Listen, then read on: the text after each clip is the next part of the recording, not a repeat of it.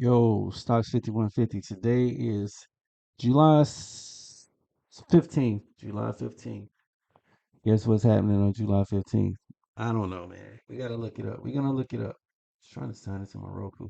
I was gonna cancel. I got Paramount Plus last week because I wanted to see that McGregor Holloway fight only for nostalgic reasons. I was really hoping that McGregor would lose. I don't want to say that way. I was rooting for Max. Connor cool. I like Connor when he was out, but McGregor, I mean, Holloway is my man. So at any rate, and it went how it went. We all know now. So then it's $13 a month. It's got all the UFC stuff on there, and I'm like, do I need to spend that $13 on that? I don't know, man. You know what I'm saying? Okay, what we got in the news? U.S. sitcom at 6 a.m. Eastern today, which was 6 a.m. Eastern. Central Command forces began launching a wave of attacks. All right, they just announced when they. What kind of war is this, man? These cats are wild. So we on the hourly chart. What happened at 6 a.m.? Uh, that's 8, 7. Okay, so the market did drop overnight from 3, 4, 5 to 6. And then that was the base right there. We kind of came. What is this level I got drawn here? I don't know. I got to go to the 4 hour and see what I got going on. See, we got 2 minutes before the market opens. Oh, this was a previous. That was where I was hoping it was going. That was a dream tag. I could take that off.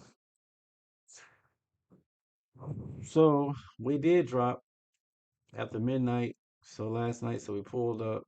Europe session went up, and then it spent the rest of the night retracing.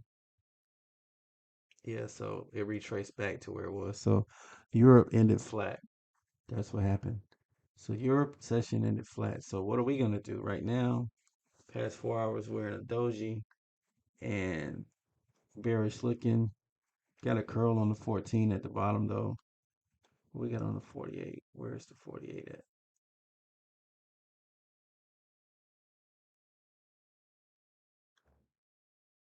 It's way back here. Right there. I should probably change that color. All right, market's open, yo. Let's go. Let's go. Let's see what we're gonna get. What are we gonna get today?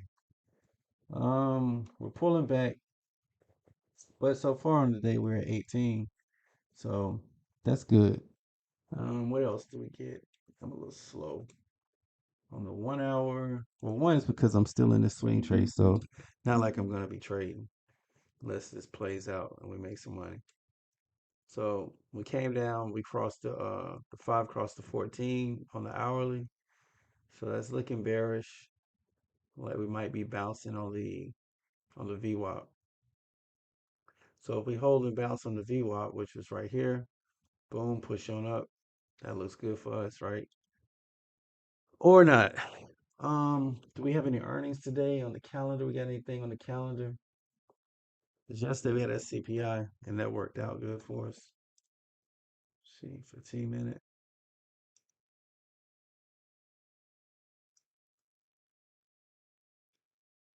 All right, 15 minute. 15 minute. We're in a doji right now. Market just open. All right, pushing down, bearish, retracing. Yeah, it looks like we're gonna retrace. A lower high. But you see this? A lower high. So it is curling. Boom, bam. See what it does. Probably gonna break back down from yesterday, to be honest. Um, all right, so today is Wednesday, July 15th. No, that was yesterday. Wait, hold up. Today is July 15th, right?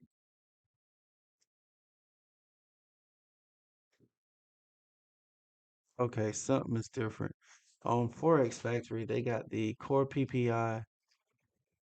Oh, that came in. CPI was yesterday. Oh, PPI came in today at 8:30, month over month.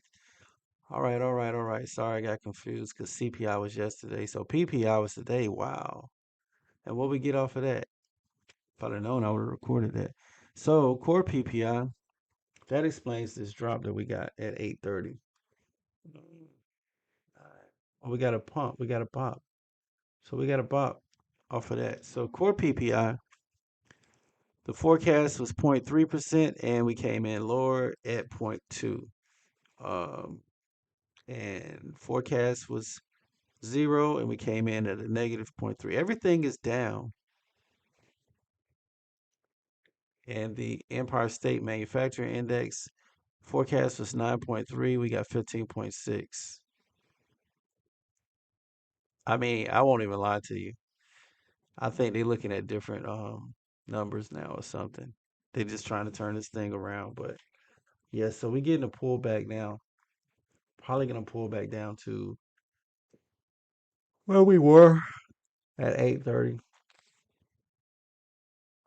So expect it to be probably this range here, which is the point of control. And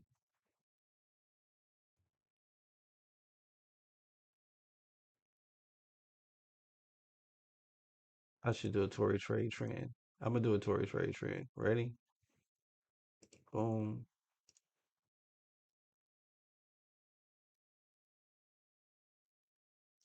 This is on the 15 minute. That's a 15-minute trend line. So we'll see if we break that trend line and go up, or if we come back down and break the point of control. Yeah. But we had a good PPI number. So we got us a pop.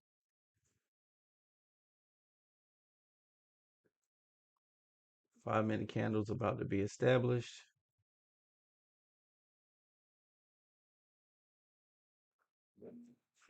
Really looking indecisive right now. What else is going on in the news? Oh, so after that, that's it. We don't have any other data really today. The Beige Book comes out at 2 p.m. And tomorrow is just going to be an earnings day because close this. Let's see. As far as tech goes, um, everybody's been waiting for.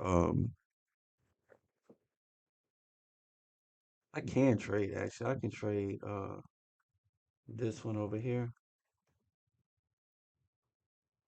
I'm gonna get one. Oh, I ain't got enough money. I can't trade. I need to add some. Oh, three. No wonder, bro. Just one.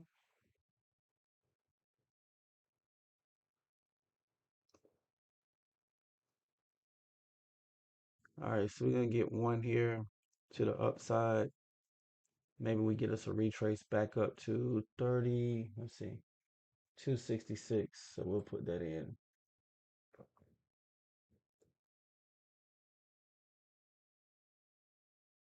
I do a lot of catching falling knives, man.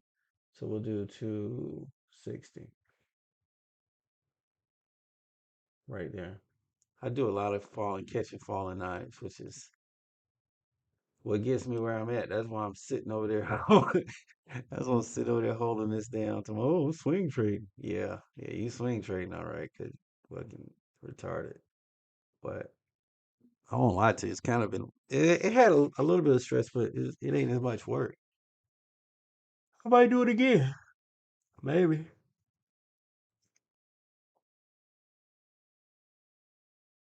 maybe. Like honestly, let's look at this. What we got over here on this December contract? Play that back to the upside.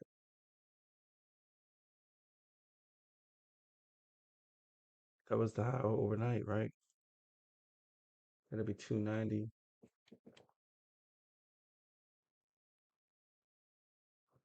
Just one contract.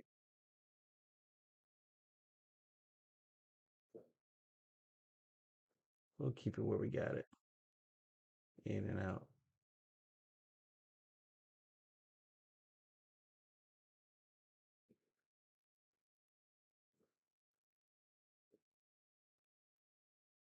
All right, it's falling, pulling back now. So the 5 minute ORB over here. Boom.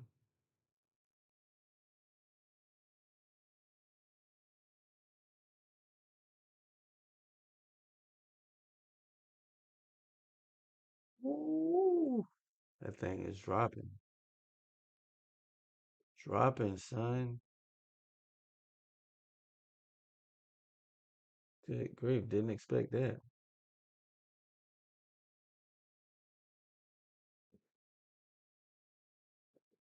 So it's fell there.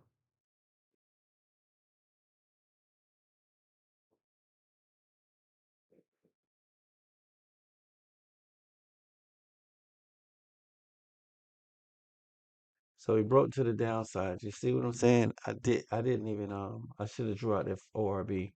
So see that was me doing silly trades right there. He broke to the downside. I went long here when I should have went short because if I'd have been paying attention, that I went in right there. Just waited, but I didn't drop my ORB. I just did it like, YOLO. And look what's happening. Thing is crashing and collapsing. That being said, we'll come back up and test this top of this ORB range, the 5 minute. We get a pullback. We'll get what we need to get, which is $69.29 to 60. Yeah, not being greedy to the top of the candle. All right, we'll see how that plays out. But this 15-minute range is looking pretty wide into the downside, mind you.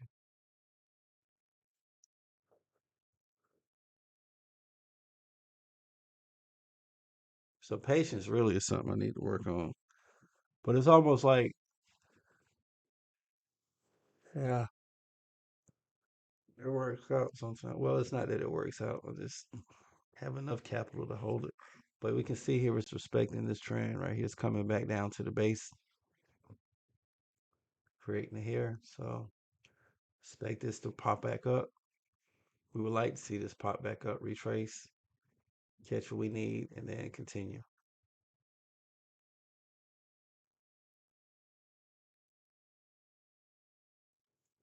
We'll see.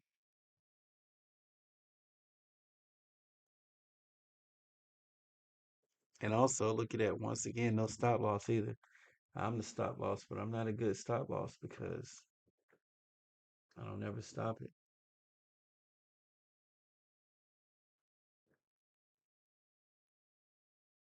So it's today the day for the pullback. It seems that way, doesn't it? All right, that's the 15-minute candle. Let's see what we got.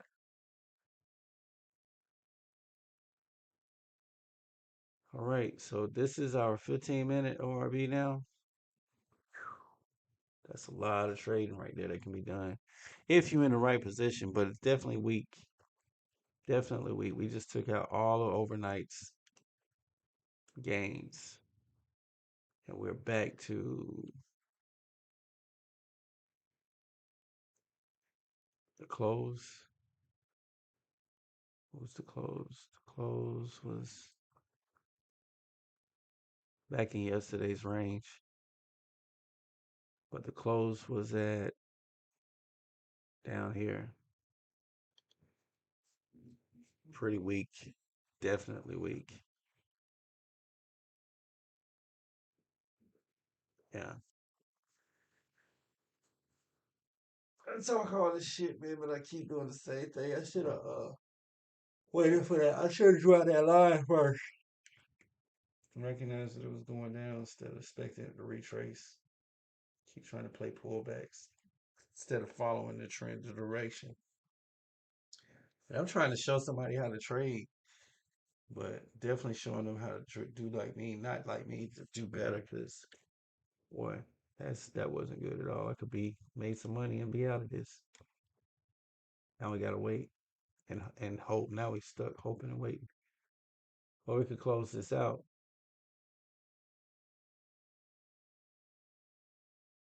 But we won't, will we? No. No, we won't.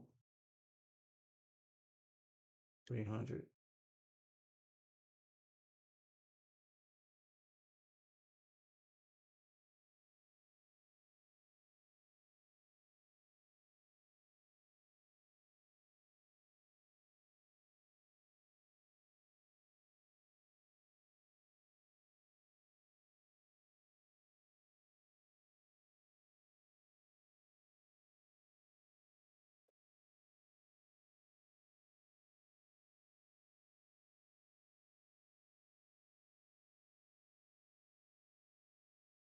Now we're gonna get greedier. Put it right there back at the top.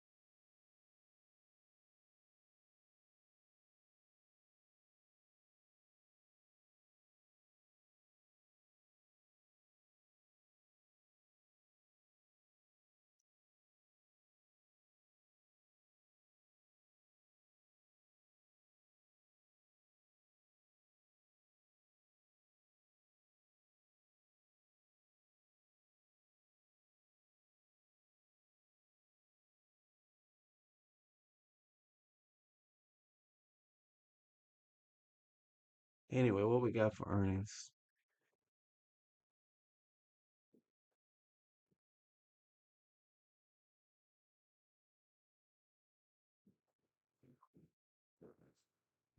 So expected to pull back. Let's see, VIX is at 16. Everything's looking green overall. We're up overall 2.25%. So Tuesday, Wednesday. So today got BlackRock earnings, still the banks. So BlackRock earnings, sorry. Um, Progressive, Centos.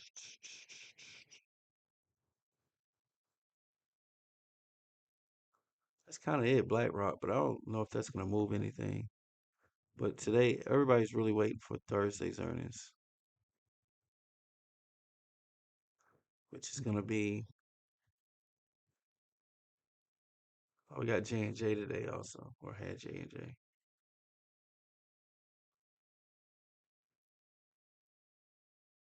All right, Thursday we got in the morning. We got Taiwan Semiconductor, and we got United Health Group, GE Aerospace, and Netflix. So that's gonna start affecting.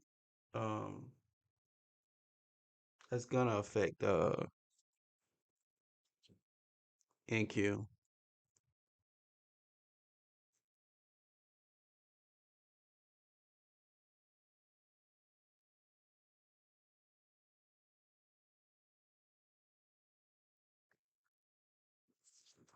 You look at something right quick.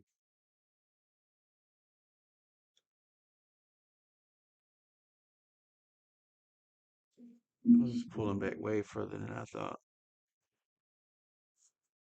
Thought we was gonna hold that bounce, but we didn't.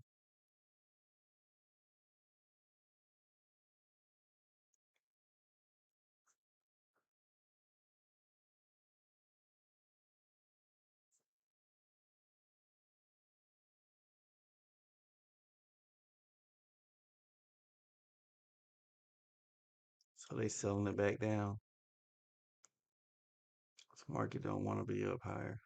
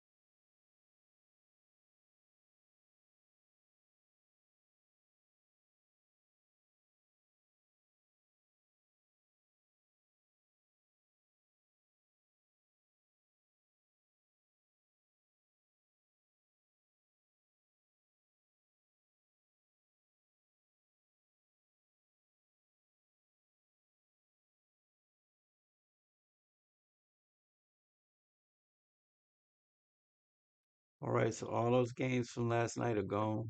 The Europe session, that's wiped out. So we back to where we were. Very interesting. Crazy pullback.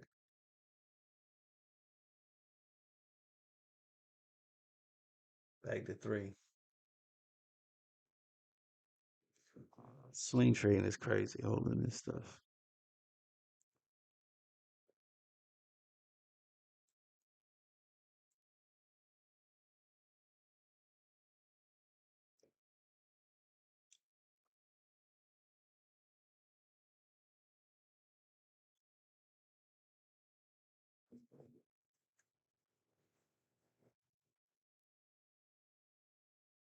Turn the fan on, my laptop heating up.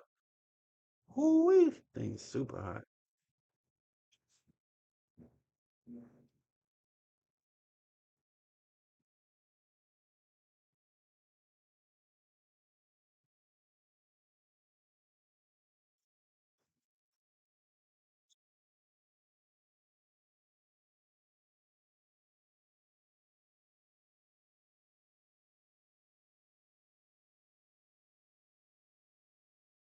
Well, judging by today, so far, we're pulling back, retracing. And you see exactly how stupid my trades are. Because over here on this December contract, I went long and we were clearly in a pullback and I'm still holding it. And that's definitely not smart. But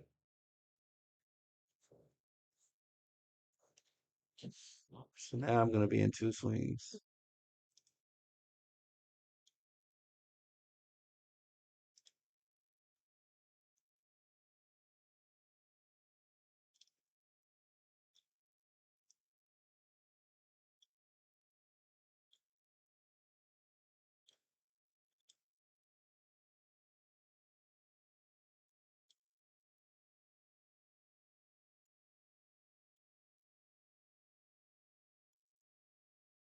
Okay.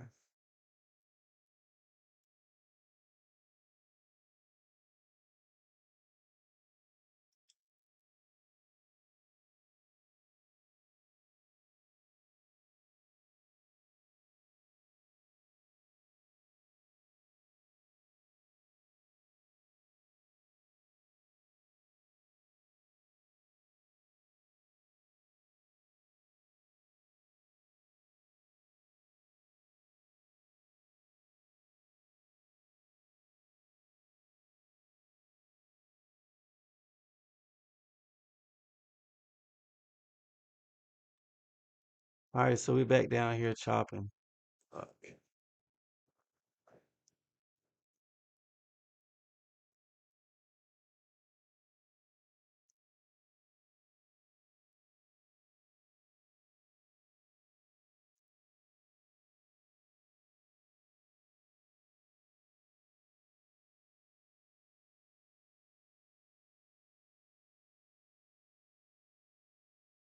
That was a pretty shitty entry. I really should have timed that out, looked at it. Now I'm holding it again. Same thing I did last time.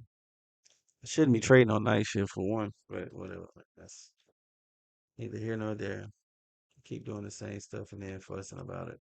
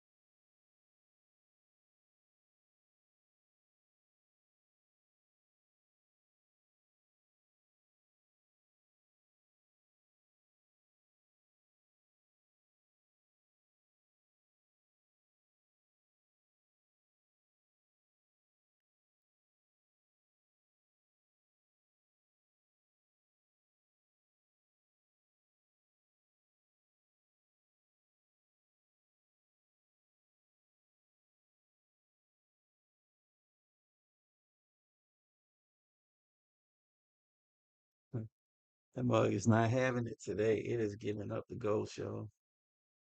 Like for real.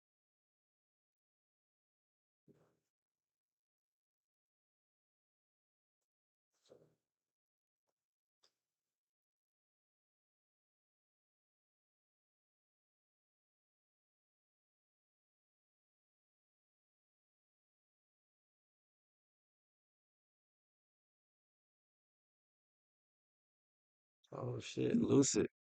Oh, that's the car. Lucid stock plunges on bankruptcy. That shouldn't care. We shouldn't care. I think they pulling back because making room for Taiwan Semiconductor for tomorrow. That's all.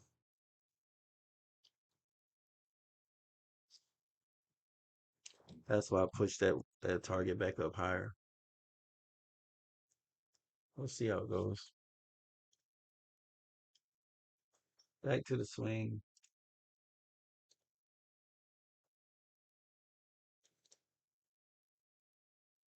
Back within yesterday's range, below the point of control. Yeah,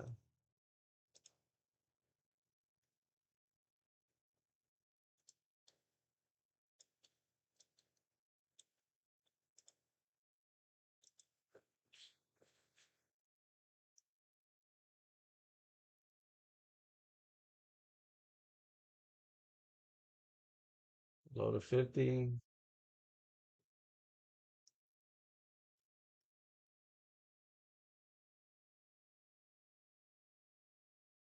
but above the 38.2.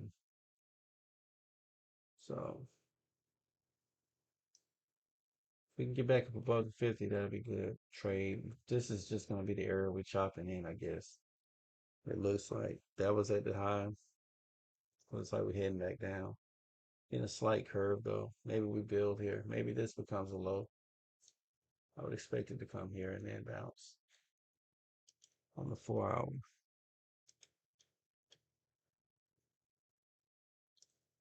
We'll see.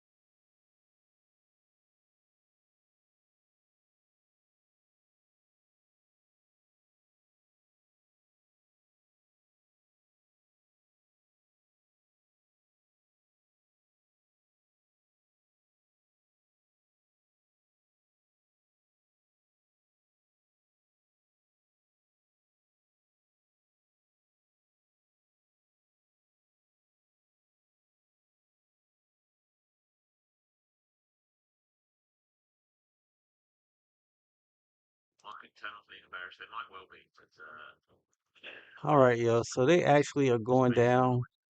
I think they are bottoming this out so that they can pop this back up for Taiwan Semiconductor tomorrow. So today is definitely down. Dang.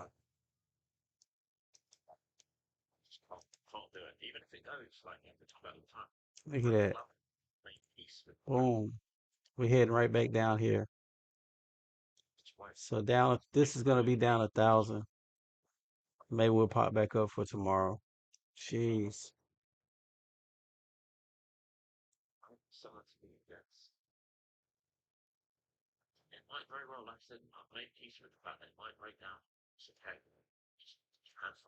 What time is 11 o'clock?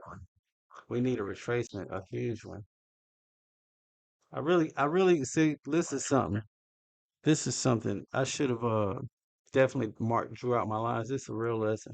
I should have drew out my 5 minute line, my RBs, 15-minute RBs, and then made a decision. But I just hopped in thinking it was pushing up, and that's what got me. You see that push up right there? That's what got me. And then all we did was collapse. Now let's see what happens. We ain't crying about no spilled milk. Far as the swing trade goes, we're down 5 again. Down 2. Started off up 2, down 2. And if we make us a lower high, I mean a higher low, that'll be good.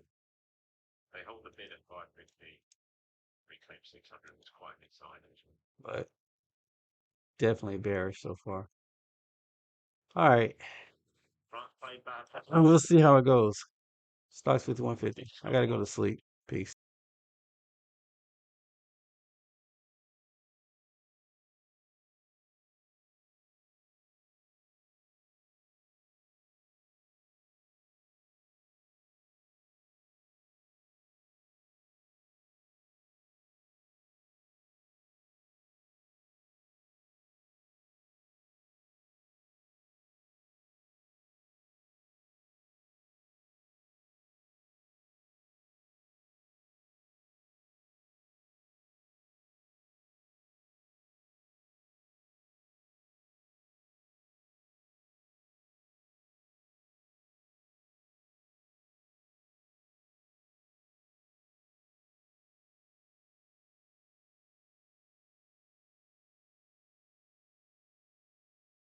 Narrow.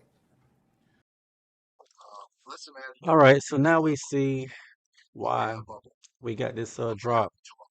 Macro matters. Fundamentals count. Let's take a listen.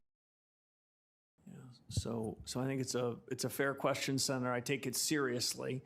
Um, I'm not in the business of providing a Wall Street newsletter, but I'll say broadly to your question about the effects on the economy. Booms and busts do not help the real economy, and they don't make the central bank's job easier.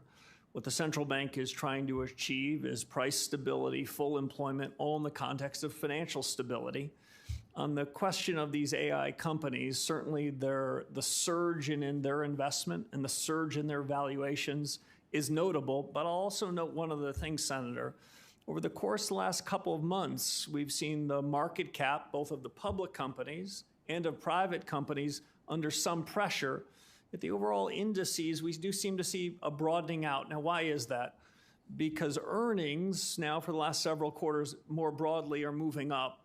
I don't want to suggest that that should give us any complacency, but what the Fed's looking for is economic strength to broaden and the inflation that we talked about earlier to become more narrow.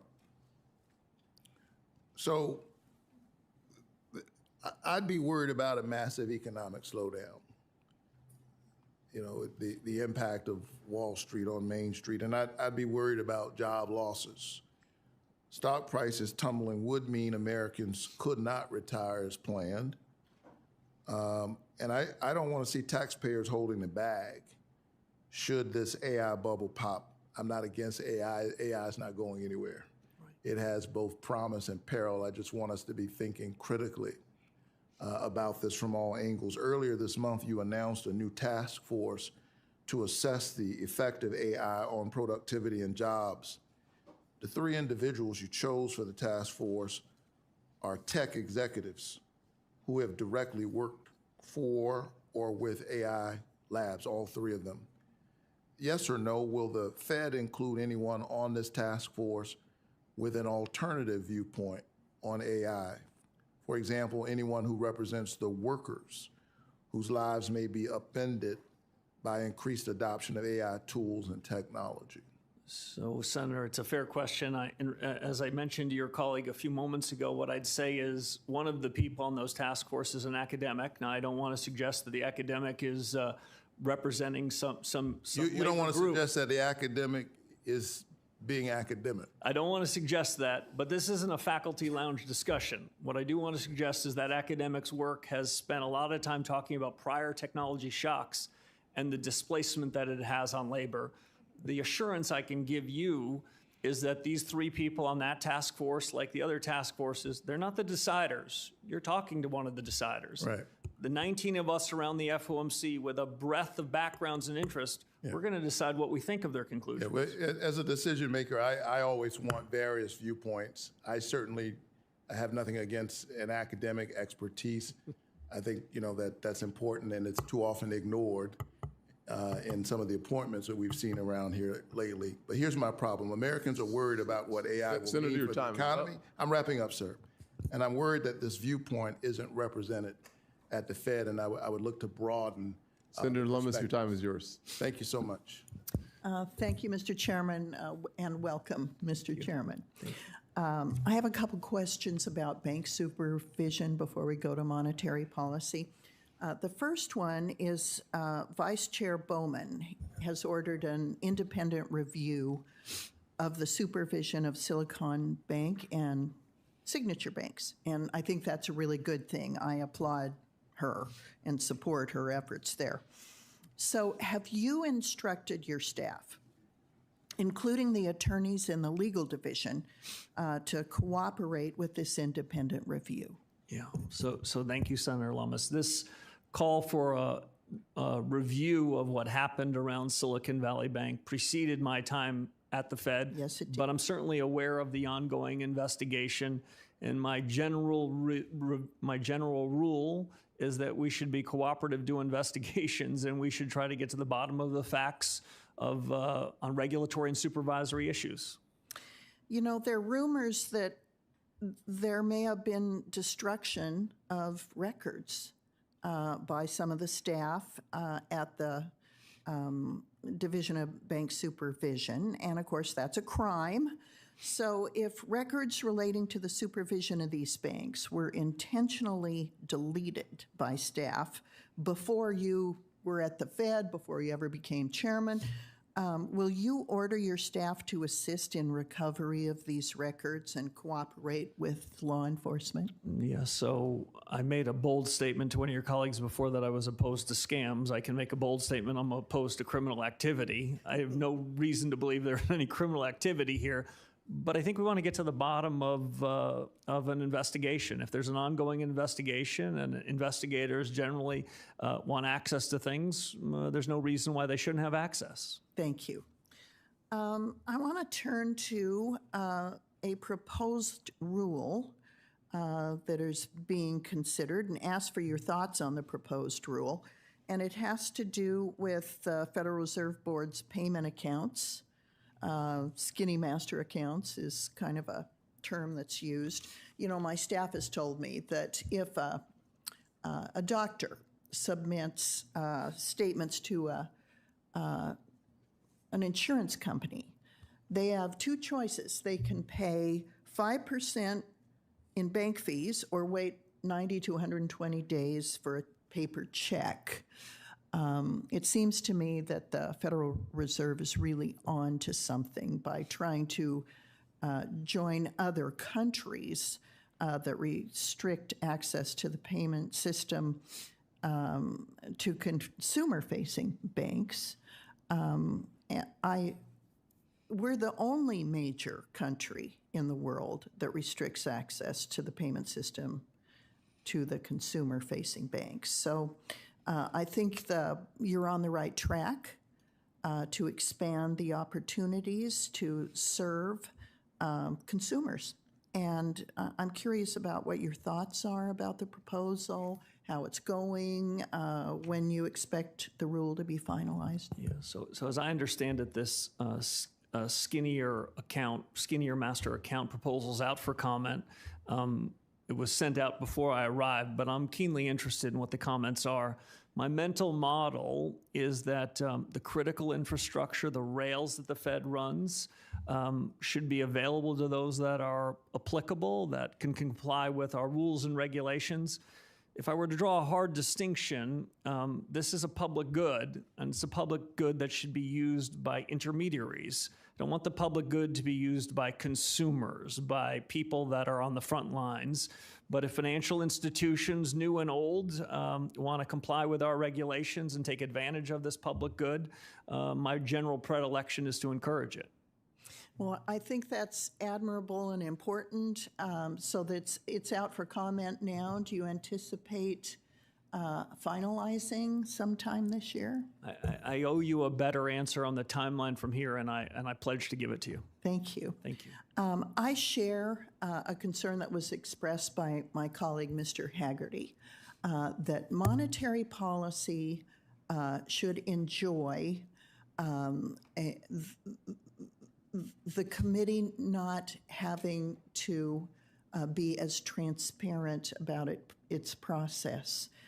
I agree with Senator Haggerty also that the bank supervision component should not enjoy that same level of non-scrutiny. I think we need to scrutinize bank supervision. I'm concerned that that area was sort of hidden from public view for too long. And so I want to just echo what Mr. Haggerty said. Thanks, Mr. Chairman. Yes, ma'am. Senator Kim. Yeah, thank you, Chairman. And Chairman, thank you for coming on out. I actually wanted to build on something that Senator Warnock was going into about AI. And I guess I wanted to ask you, I've seen some public reporting that there was a report produced by Treasury staff for Secretary Bessent, the Federal Reserve, and other financial regulators that outlines the risks associated with the AI boom. Are you familiar with this report? I can't say that I've read that report, but it's certainly a discussion that the Secretary and I have had. Is that something we can follow up on, get a sense of where the status of this report is? Yeah, I'd be happy to both engage in the report and share with you my views. Yeah, but regardless of the report itself, from what I understand, it's raising concerns that that much of our financial system right now rests upon AI meeting expectations for productivity gains as profitability, and as well as raising concerns about the concentration in a small number of firms that are heavily reliant on private market financing, specifically invested in data centers in particular. I wanted to just get a sense, do you agree with these underlying economic risks, or do you believe that that analysis is overstating the risks? So I think this is the most important change in our economy in my adult lifetime. I think it has plenty of opportunities and also plenty of risks, and I take both of them seriously. Yeah, I mean, it's something I'm trying to grapple with too. So I'm not expecting that you have a fully baked answer right now, but I hope we can work on this together, because I do think when we're looking at that future, trying to think through the data, I'm trying to think through what data is going to allow us to understand how exposed we are, what the concerns are. And I guess I would just ask you, as you're looking at the data, how would you assess our economy, the state of our economy, if you were to isolate out AI, which I know is driving so much of our growth right now? How is the rest of our economy doing? So it's a fair question. We can start to do a little bit of that. So I mentioned in my opening statement the importance of capital expenditures to aggregate GDP. A good share of that CapEx boom is broadly in or around infrastructure related to artificial intelligence. Not exclusively, but it's part of the real story here. If I were to fast forward 12 months, whether these AI models continue to grow in their efficacy on some exponential curve or not, most of this CapEx is going into things like data centers, new sources of energy. And let's say there was a disappointment on the returns and what AI could do. Many of these investments have alternative uses. But if the question is really how much productivity do we expect to ultimately get from AI, the answer is I don't know, but I'm optimistic that over a longer time horizon, it'll be quite good for the United States and good for both parts of the dual mandate, lower prices and a stronger labor force. Well, I hope we can work on this together and try to get a clearer understanding of just how much risk there is. And look, I'm glad to hear about this, this task force that you're putting together about the productivity side. I will just say the concern amongst young people in particular is very potent and very real. And we have to come up with an answer to them to help them feel reassured right now. Because I get it, they are, as you said, more native in the technology. But that doesn't necessarily help them when the companies themselves are saying, we don't need to hire as many junior associates or other jobs, especially on the more entry level side of things. No matter how much native fluency that they have or understanding and skills, if the businesses are saying, we don't need as many people at the younger, lower end. And so as you're dealing with this task force, I hope it's something that can interact with this committee. I hope we have a chance to be able to talk to some of them and hear from them in that capacity. But I also say, we need to make sure we're speaking human about this and not just getting kind of caught up in that. So I just wanted to flag that for you. One last thing I wanted to just touch base on is, Senator Reid mentioned the concerns about whatever we want to call it, mythos proofing or AI proofing, using AI to be able to shore up our vulnerabilities. A number of us have been talking to some of the financial sector, other critical infrastructure. I guess I just wanted to ask you, does the Fed have all it needs to be able to kind of shore up our vulnerabilities, patch up any vulnerabilities? Has that been a process that you all feel have confidence in so far? Closer to a yes or no answer on that one. I'm working on it, and I look forward to working with you on Let it us as know well. how we can help. Yeah. Thank you, Senator Moreno. Thank you, Mr. Chairman, and thank you to you, Chairman Walsh, for being here. It is such a pleasure to have you here compared to your predecessor. I can't explain to you in words the feelings that I had when your predecessor testified versus the feelings of having you here. So truly appreciate the hard work. Some quick questions. You obviously we have a whole regulatory structure around banks. What's happened to deposits in American banks since last August? Have they gone up, stayed the same, or gone down? Generally speaking, there are differences, but generally speaking, deposits held in banks is moving positively over that period. And you worry about that, of course. You watch that because if you had a massive deposit flight, that would be a problem, correct? I worry about it, but I also use it as a helpful input. When average deposit balances are up, sometimes that could be for good or bad reasons. My sense of the underlying growth is more good than bad. Right, but as a banker, if the bankers want deposits to go up. They sure do. And I just find that interesting as a data point, Mr. Chairman, because we've talked about, or we've had testimony anecdotally from the bank CEOs saying that stablecoins were going to drop deposits in banks. And I just want to point out for the record that the exact opposite has happened. So as they say, that was a bunch of blankety blank argument. Okay. You have two mandates. Let's talk about full employment for a second. If we have incentives that we put in place here legislatively for Americans not to work, does that round counter to your objective of full employment? It doesn't make the Fed's life any easier. Right. So if we actually incentivize somebody from actually participating and being productive in a workforce, that's not good. Things like, for example, we did in the working families tax cuts last year, which is to put in place where you have to verify twice a year whether you're working, volunteering, or studying would be a positive demotivator for not working, correct? Meaning it encourages work. I can't opine on the policies you make, but for the implications to the Fed, we're in the business of assessing potential growth. The more hours that are worked and the more productive those hours are, the stronger the economy can be. Which is good when you're a mandate. Yep. And if you had tens of millions of people entering the country illegally, it makes your challenge of full employment more difficult also, correct? I'm going to steer clear from immigration policy and leave it with you and the administration. So pretend they're just naturally grown humans on the soil of America.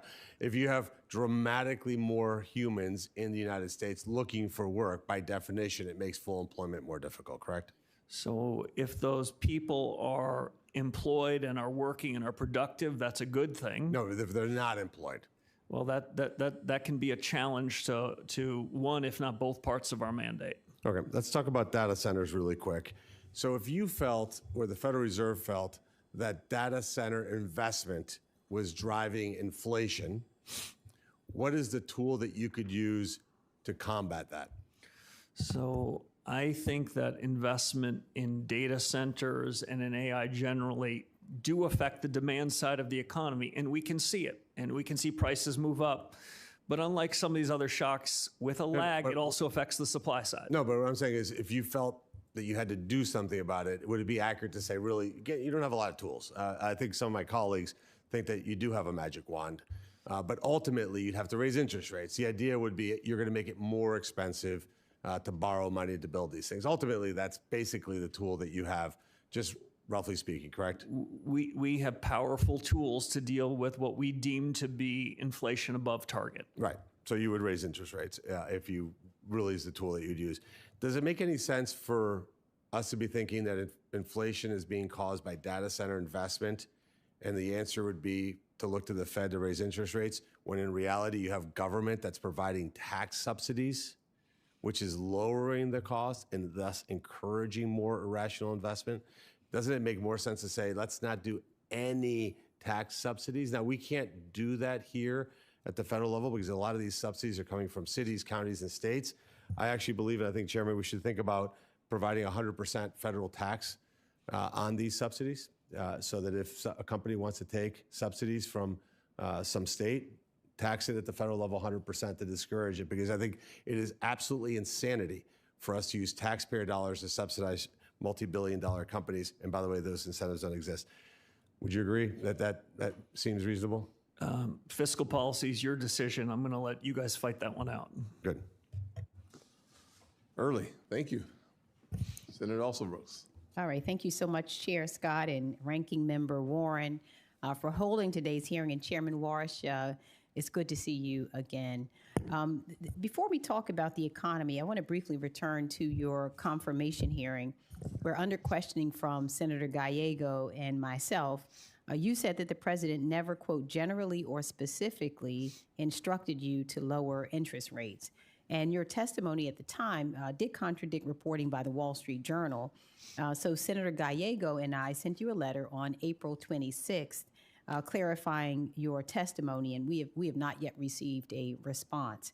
So as we stated in our letter, President Trump told the Wall Street Journal that he thinks you have to lower, his quote was, he thinks you have to lower interest rates. And under your sworn testimony in this committee, you said that the president never generally or specifically instructed you on interest rates. And so I wonder whether you will just commit to responding to our letter. Sure. I stand by every word that I said at my confirmation hearing, and now I have a 7-week track record subsequent to that, and you can judge not just my words but my actions. And I'm happy to continue the discussion with you about this topic if you think it's fruitful. I will say I've spent 7 weeks doing a lot of hard business of reform, but I'm happy to continue to engage. Okay, and you will respond to the letter that Senator Gallego and I sent to you. I'm happy to find the letter. I think it came to me before I was confirmed to the Fed. I'm happy to find it and work with you and your colleagues and answer any questions you have. Okay, thank you. Now, Federal Governor Christopher Waller recently announced a framework to radically transform the Fed systems of 12 regional reserve banks, and Congress deliberately created a centralized system of 12 regional banks to ensure that regional economies and communities are represented when the Fed makes consequential decisions. The Federal Reserve Bank of Richmond, which serves Maryland, employs over 100 of my constituents at the bank's Baltimore branch, and I share our ranking member's concern that these changes are being pursued without consideration of Congress. And so do you agree that regional presidents and board directors are responsible for day-to-day operations under the Federal Reserve Act and not the Federal Reserve Board in Washington? So I love the structure of the Board of Governors and the Reserve Banks in the Federal Reserve Act, and I love the Humphrey Hawkins testimony. I am obligated to give it to you. As the Federal Reserve Act makes clear, as you know, is the reserve banks run operations and their budgets are reviewed and approved by the Board of Governors. with respect more broadly to the proposal you suggested, I think we need to try to do two things at the same time. Be good stewards of taxpayer money and continue to drive efficiencies throughout the system. And at the same time, respect the independence of the reserve banks so that they can show up in Washington at an FOMC meeting and feel as though they have the resources at their disposal to argue their point of view. My addition to what's already been said publicly is my view is the 12 reserve banks should be 12 centers of excellence. And if there is some savings that we're necessarily driving through consolidation of overlapping functions, they should at the same time be able to build out capabilities and solve any of a number of problems of economic policy that are inside of our remit. I've encouraged the 12 reserve banks to think about what they could do to have a center of excellence. So, Mr. Chair, your answer is yes, you do agree that the regional presidents and board directors are responsible for day-to-day operations under that act. I do believe that's subject to the oversight of the Board of Governors in the statute. Okay. Just one last question. Now, you've suggested that artificial intelligence will generate productivity gains that will reduce inflation and help lower interest rates. And I'm optimistic as well about the promise of AI, but we need to be really clear-eyed, I think, in considering the whole economy and the impact there. The Fed has two mandates, low inflation and maximum employment, and you've spoken often about AI's impact on prices and inflation, but inflation is still high. So it's important that the Fed also addresses the employment piece of this mandate, and just as urgently, the Fed should consider who benefits from AI. So some economic models for AI's economic effects foresee gigantic returns for capital holders, but stagnant wages and job losses for workers. So as it relates to AI, what specifically is the Fed doing, studying, or preparing for under your maximum employment mandate? So I endorse both parts of the dual mandate, and I don't want to suggest that productivity and the AI wave only impacts one part of it. We've got no legislative orphans, and I think that the effect on the labor markets is real and something we're thinking long and hard about, short-term, medium-term, and long-term. Okay. Thank you. Senator Banks. Thank you, Mr. Chairman. Chairman Warsh, welcome back to the committee for the first time as the chairman of the Federal Reserve. I was proud to vote for your confirmation back in May, and it's great to have you come back. I understand we do this on the committee, Mr. Chairman, twice a year. I'm looking forward to continued dialogues with you and before this committee for many years to come. You're very familiar with my state, Indiana. We've talked about Indiana a great deal. There's no state in America that has a stronger manufacturing base than Indiana. Manufacturing jobs are the biggest share of our workforce in our state and accounts for about a quarter of our state's economy. For decades, though, policymakers here in Washington have turned a blind eye as foreign countries erode our manufacturing base and rely on artificially cheap labor. But under President Trump, we have a renewed focus on fighting back and protecting America's manufacturing edge. In addition to President Trump's tariffs, we are helping American companies compete against foreign competition by investing in new technologies that help American workers make better quality goods more efficiently than countries that rely on cheap labor. Mr. Chairman, business investment in the U.S. is surging right now. Fixed investment grew at a rate of 10.1% in the first quarter of 2026. Can you talk more about that and about how rising investment in new technologies like AI and robotics can strengthen America's competitive position against the rest of the world, especially when it comes to manufacturing? So thank you, Senator Banks. The CapEx surge is remarkable. This is a CapEx investment boom that the country hasn't seen in more than a generation. It is the seed corn for productivity and GDP improvement over the next decade. The way these waves typically go historically, which doesn't mean it has to happen this time, is a surge in CapEx with some lag leads to stronger economic potential, stronger growth, higher wages, and more productivity. This surge is different. It's happened faster. It's probably going to be bigger, and it's accelerating in real time. The effect on the Fed's mandate is something we're taking very seriously. But I would far rather have a capital expenditure boom than have large corporate profits go back into share buybacks and dividends. Investing here is a good thing. And all other things being equal, it's going to have fruits for the American economy. Good. Later this year, bank regulators are expected to finalize new rules covering capital and stress testing. The Fed's new rules are a world away from the harmful Basel Endgame proposal that the Biden regulators tried to jam through, which would have hit working families in Indiana with a hidden tax on every mortgage and small business loan. But the transition still has to be handled well. These capital rules touch every part of a bank's planning. Implementing the new rules with a clear and organized timeline is critical. Will you commit to coordinating the rollout of these new rules across all major bank regulators so community banks especially can rely on clear guidance to follow? Yeah, I think, Senator, I think clarity here is really important. These rules, as you know, are out for comment. I'm keenly interested in the comments as they come in.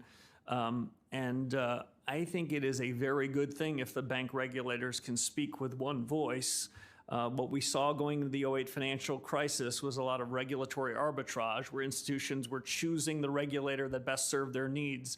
I would love to have one standard, and I'm committed to work with the other regulators to see if we can achieve it. I'll just make one other point. You referenced the stress tests.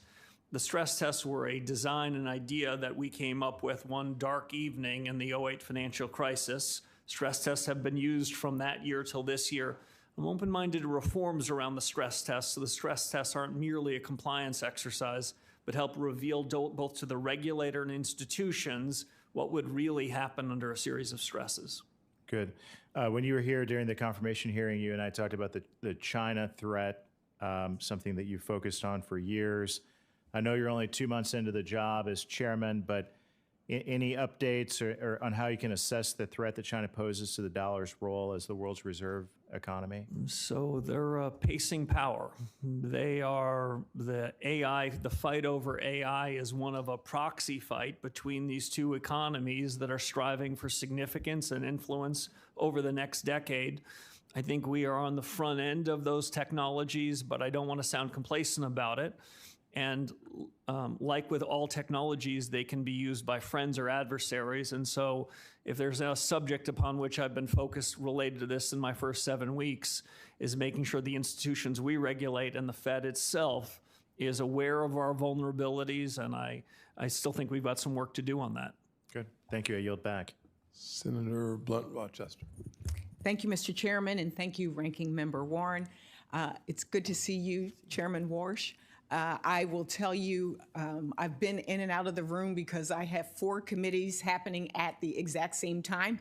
And so going back and forth, and I know a lot of the things that I wanted to talk about or questions I wanted to ask, some have already been asked, so I may not use the whole time. But when we talked before during your confirmation hearing, I raised questions about primarily 3 things. One was the independence of the Federal Reserve, and you've spoken a lot about that today in the hearing. I talked about transparency around reforms and what does regime change mean, and how does this connect with our regional Federal Reserve boards. And then I also shared with you just my real deep concerns about the impact of AI as well as the opportunities for AI and just the changing landscape, particularly when we talk about that mandate of full employment, maximum employment.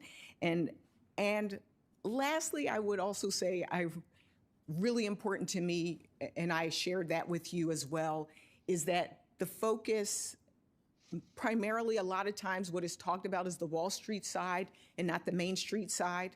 And so how Main Street has equal footing to Wall Street. And so a lot of the questions that have come, one of the things that you shared in your testimony was about the task forces that you have established, which I think is a really good idea. And I think the choices of things that you're focused on, from communication,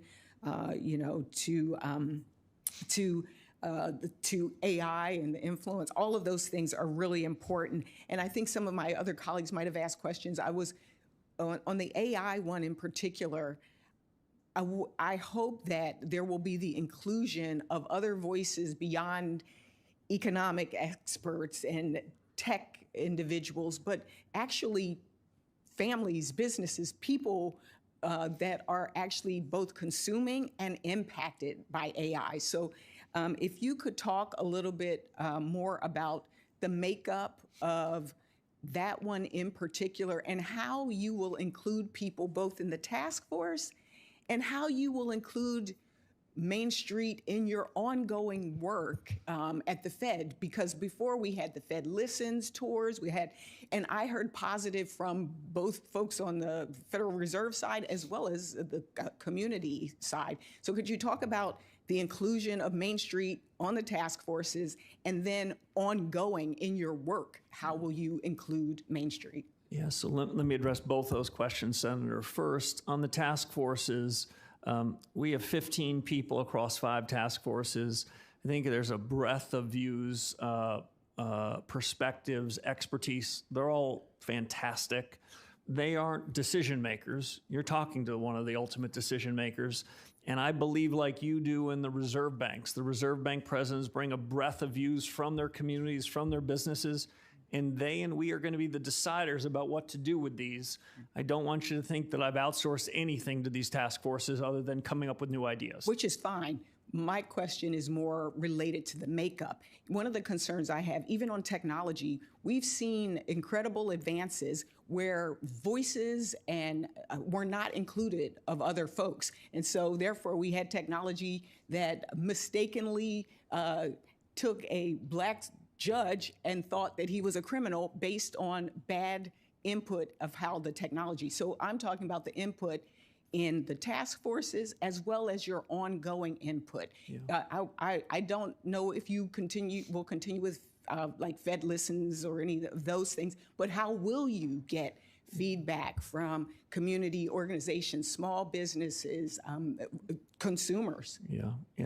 I don't mean to give you an excuse. I've been here 7 weeks. We've been pushing for reforms, but you have my commitment. The focus under my chairmanship at the Fed is what's happening in the real economy. And by the way, there are plenty of people on Wall Street who are upset with me already that I'm somehow not feeding them all the information they'd gotten before, and if they only had my dot, everything would be swell. My message to them is play the ball, don't play the Fed. By that I mean figure out what's happening in the real economy, respond to data that's happening in the real economy, rather than somehow suggest that we're going to be focused on Wall Street. So you have my commitment to focus on Main Street because it matters mostly to our dual mandate. Well, I appreciate the time. I will also follow up with questions for the record and also particularly on the data piece as well. And I yield back, Mr. Chairman. Thank you, ma'am. For senators who wish to submit questions for the hearing record, please do so by Wednesday, July 22nd. The chairman will have 45 days from that day to submit your responses to questions for the record. This has been a great hearing. Thank you. Well done so far, so good. We look forward to even more time that we could spend together. And I frankly believe that the American people will have their trust restored under your leadership as relates to the Federal Reserve. Thank you, Mr. Chairman. Absolutely.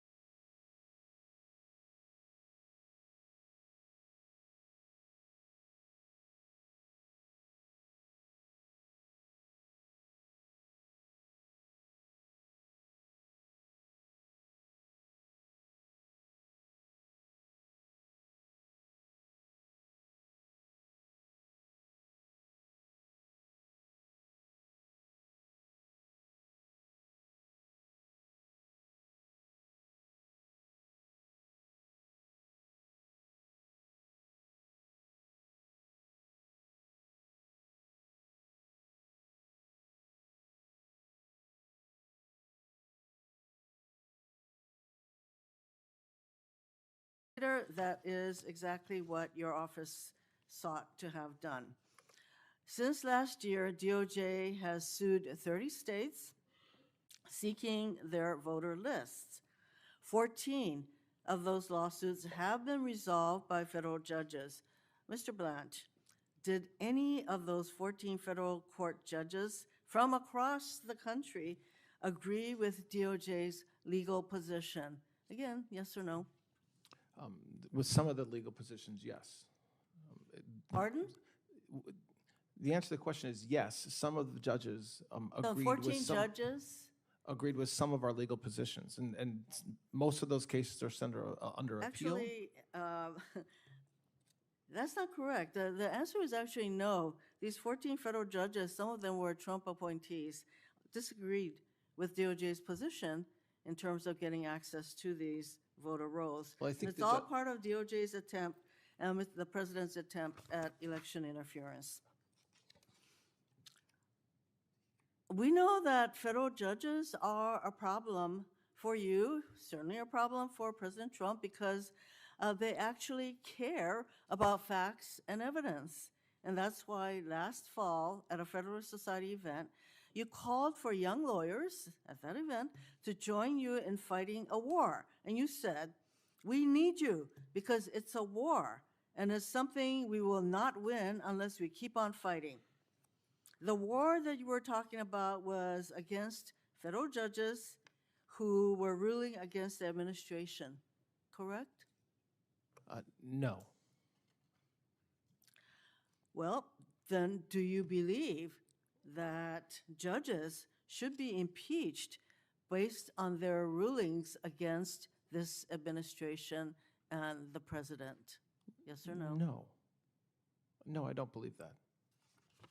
On that, you disagree with the president because you believe judges should be impeached for disagreeing with them. President Trump sees DOJ not only as a tool to attack his enemies, but also useful for helping his friends. To that end, on May 18th, you signed an Attorney General order establishing funding and setting out requirements for the so-called Anti-Weaponization Fund, correct? You signed Yes, such an I order? did sign that document, yes. Have you rescinded that order?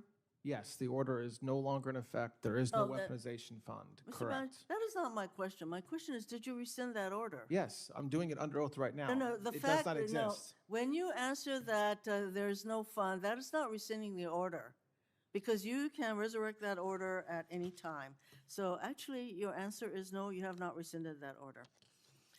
Mr. Blanche, one of your first acts as a Deputy Attorney General was to issue a memo eviscerating DOJ's enforcement work against crypto criminals. Crypto crime surged in 2025.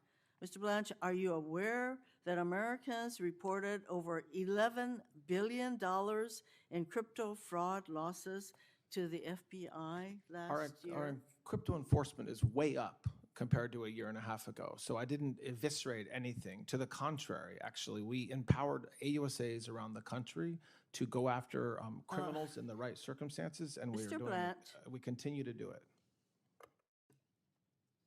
I take it you are not aware that there were reports of over $11 billion in crypto fraud reported to the FBI. That was my question. Are you aware or are you not aware? Are you talking about the fraud that we have prosecuted? No, I'm talking billion? about the $11 billion worth of crypto crime. This is a pretty good, simple question. I just don't understand Are the you or question. are I'm you not sorry. aware? But it doesn't seem you're aware because you're making all kinds of excuses. The fact is that crypto enforcement, you eviscerated that work that your department is supposed to be doing. And so anyway, Mr. Blanche, when you issued your memo ending crypto crime enforcement, you held significant amounts of cryptocurrency yourself. And I sent you several letters asking you about it, and I am still awaiting your answer. Mr. Blanche, it is clear to me that your leadership is going to be a continuation of what we have seen so far at the Trump Department of Justice, or more likely to be called the Department of Retribution and Corruption. You see nothing wrong with the president treating DOJ as his own personal law firm to use as a weapon against his perceived enemies and as a way of helping his friends. and as a tool to interfere with the upcoming elections. The states run elections in this country, but you want to insert DOJ at every step of the process, suing the states with frivolous claims and sending threatening letters to secretaries of state. You want to suppress the votes of American citizens who will have a chance to resoundingly reject the president's corruption at the ballot box this November. You signed a memo eviscerating DOJ's cryptocurrency enforcement work, leading to a surge in Americans being victimized by cryptocurrency fraud. You also championed a slush fund for the president's allies who attacked police officers on January 6th. From the beginning, we all knew that that's what this fund was for, but now we have findings of fact from a federal judge concluding that the fund came out of a fake lawsuit filed solely to lend an air of legitimacy to the president's attempt to compensate his insurrectionist allies. You played a key role in attempting to perpetuate this fraud on American taxpayers, and you oversaw the botched release of the Epstein files, denying justice once again to survivors who have been waiting so long for it. You have no business being the Attorney General of the United States of America. I certainly urge my colleagues to vote against your confirmation. Thank you, Mr. Chairman.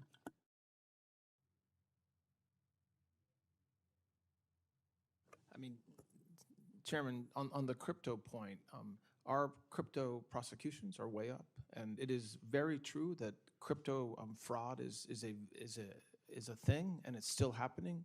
But getting rid of a task force of a bunch of lawyers in Washington, D.C. did nothing more than empower AUSAs around the country to bring cases, which is what they've done. So I'm proud of the work that we're doing in that space, and we'll continue to do it. Before I call on Senator Tillis, we've been talking about political prosecutions. You've been criticized and the department's been criticized, but I wish you'd spare me the outrage. They cheered on Biden as he weaponized the Justice Department, targeting President Trump, congressional Republicans, parents, Catholics, and conservative Americans nationwide. So I think that the other party has zero credibility on this issue. Moreover, let's look at some of the so-called political prosecutions underway. How about the Southern Poverty Law Center? The group's apparently been funding extremist groups like the Ku Klux Klan and the National Socialist Movement. How about Don Lemon and the ICE protesters? They stormed and intimidated folks in the middle of a church service. Those are not political prosecutions. Protecting the taxpayers and other First Amendment rights is the responsibility of the government and the Justice Department. Senator Tillis. Thank you, Mr. Chair, and I'm going to take up where you just left off. Thank you for being before the hearing. I think you're doing very well, Mr. Blanche. I'm going to kind of ascend to the rarefied air of the moral high ground here for a minute. As I've heard some of the Democrats talking about this administration, it's almost as if they weren't here when the Biden administration did the indictments against President Trump. We've already heard it talk about Jack Smith. We haven't talked about the way that they dealt with a family member who was being indicted, and Hunter Biden. I don't remember them saying anything during those days in Judiciary Committee. I don't think I remember them ramping up the freedom of access to clinic entrances and trying to arrest pro-life people from the law that they decided to ratchet up in 1994. A couple of important cases there. And then the January 6th Capitol riot prosecutions. The fact of the matter is, and I'll get to this in a minute, the part I don't like about it, but hundreds or thousands of people's lives were destroyed because they did something stupid that day.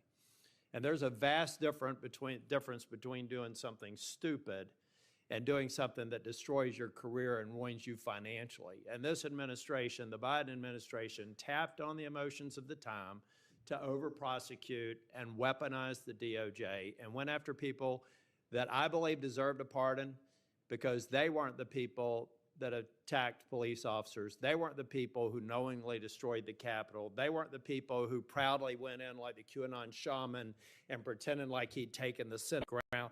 They're the people that get me mad, which is why I'm not going to talk about them anymore. But it's remarkable how it's almost as if that Men in Black, that device they use to erase their memories, it's remarkable that these people sat before this committee when all that was going on and not a whiff. I hate duplicity and I hate situational ethics. And I want to lay the groundwork to say I was against that, and I'm also against some of the decisions of the president. Not you, Mr. Blanche. You work for somebody, and you got to do what you're told to do. And I hope you stay within the ethical bounds of the law. You have to answer to the bars and everyone else. But it's just jarring to hear people criticize this administration when they can't look in the mirror and ask themselves why they weren't criticizing an administration when they happen to have a blue jersey. Now, my criticism of the administration with the red jersey. January 6th, I have searched heaven and earth, and I haven't found anything except a passing comment at a C-SPAN conference. So can you tell me definitively that you think that any Capitol police officer who was harmed on January the 6th was a victim of a heinous crime at the hands of the person who did it? Yes, and should have been prosecuted and was. And they were. And so I just, with the members, please, as long as you can prove you've been consistent, use those sound bites. But don't use them when you look the other way, when fundamentally at the abstract level, President Biden did everything that you're accusing President Trump of doing. And a part of what we've got to get rid of, Mr. Blanche, is this political physics going on. American people are an exceptional people, and they always like to best each other. And what I've seen happening here is when we have a bad action of one administration, I'll be damned if we don't repeat it with the other one. I want leadership that says we're going to ratchet things down and not make the heinous mistakes that the Biden administration did. Let's be better than them, not better at prosecuting people that maybe we shouldn't, or take a little bit more time before we indict them. But let's just be better than them. Let's set an example and stop this spiraling, or the next Congress that I will not be a part of will be talking about it again, or in 2029, if a Democrat president comes in, they're going to up the ante, and they're going to go right after the behavior of this administration as an example of why they should. Because this administration has done the same thing to justify some of their behavior. I'm not criticizing you, but I'm trying to just cut through the rhetoric and let people all know that we are at this place today in part because of the actions of the Biden administration and the weaponization that I even saw under Garland, who I generally supported. So let's just be real here, people. If you're going to criticize one administration, look in the mirror before you do it. Now, Mr. Blanche, I want to stick a fork in this turkey of a 1776 fund. And you've said that it's moot. I've had colleagues here, attorney. I'm not an attorney. I'm a business consultant. I see a problem. I want to solve it. This is a problem. It should never be paid out. You've said it's going to be moot, that it's moot. Others, these smart attorneys that I'm surrounded by, think that the courts are probably going to deal with it. But why should we waste the court capacity on this issue? If I could walk to the Senate floor with an agreed-to piece of text coming from the administration that just renders this whole thing dead, gone. I don't need a Probst language. I don't need a statement from the administration. All I need is language to say, everybody around here said it's over. So why can't we agree to language that I can walk down to the Senate floor and get a UC and dare the Democrats to oppose ending this, and dare a Republican to if the president supports it? Why is that a bad strategy?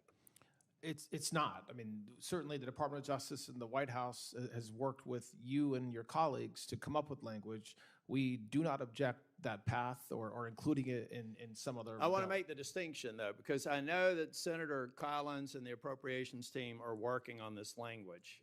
But you've already, I don't know if you've been paying attention to Congress. You've got your own job to do, but we're not necessarily getting along really well right now on the party lines. Schumer's already threatening a government shutdown. We haven't even had appropriations discussions, except ongoing negotiations. He's already threatening a shutdown.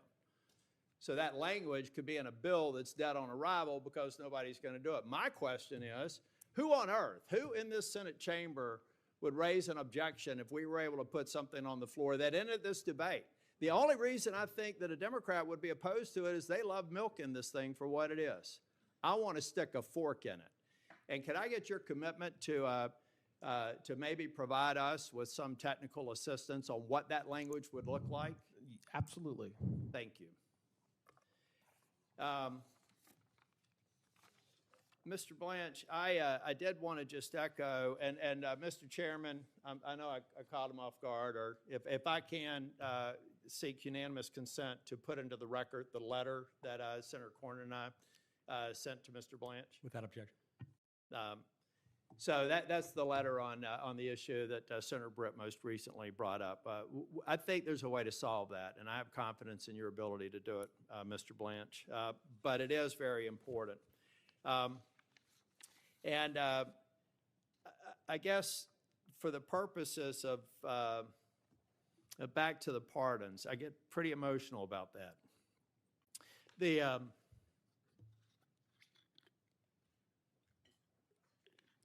I think we need to do a better job of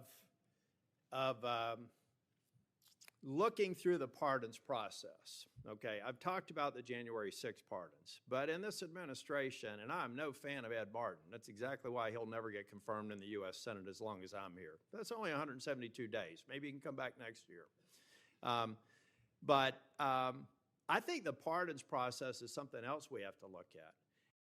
The Democrats are criticizing this administration for pardons. You take a look at the egregious list of pardons in the Biden administration. And let's not forget that the Biden administration also had prospective pardons, get out of jail free card. I heard people criticizing some of the get out of audit arguments for the agreement, 1776 agreement. Have they all forgotten that Biden in the 11th hour gave prospective pardons to people who hadn't even been charged with anything?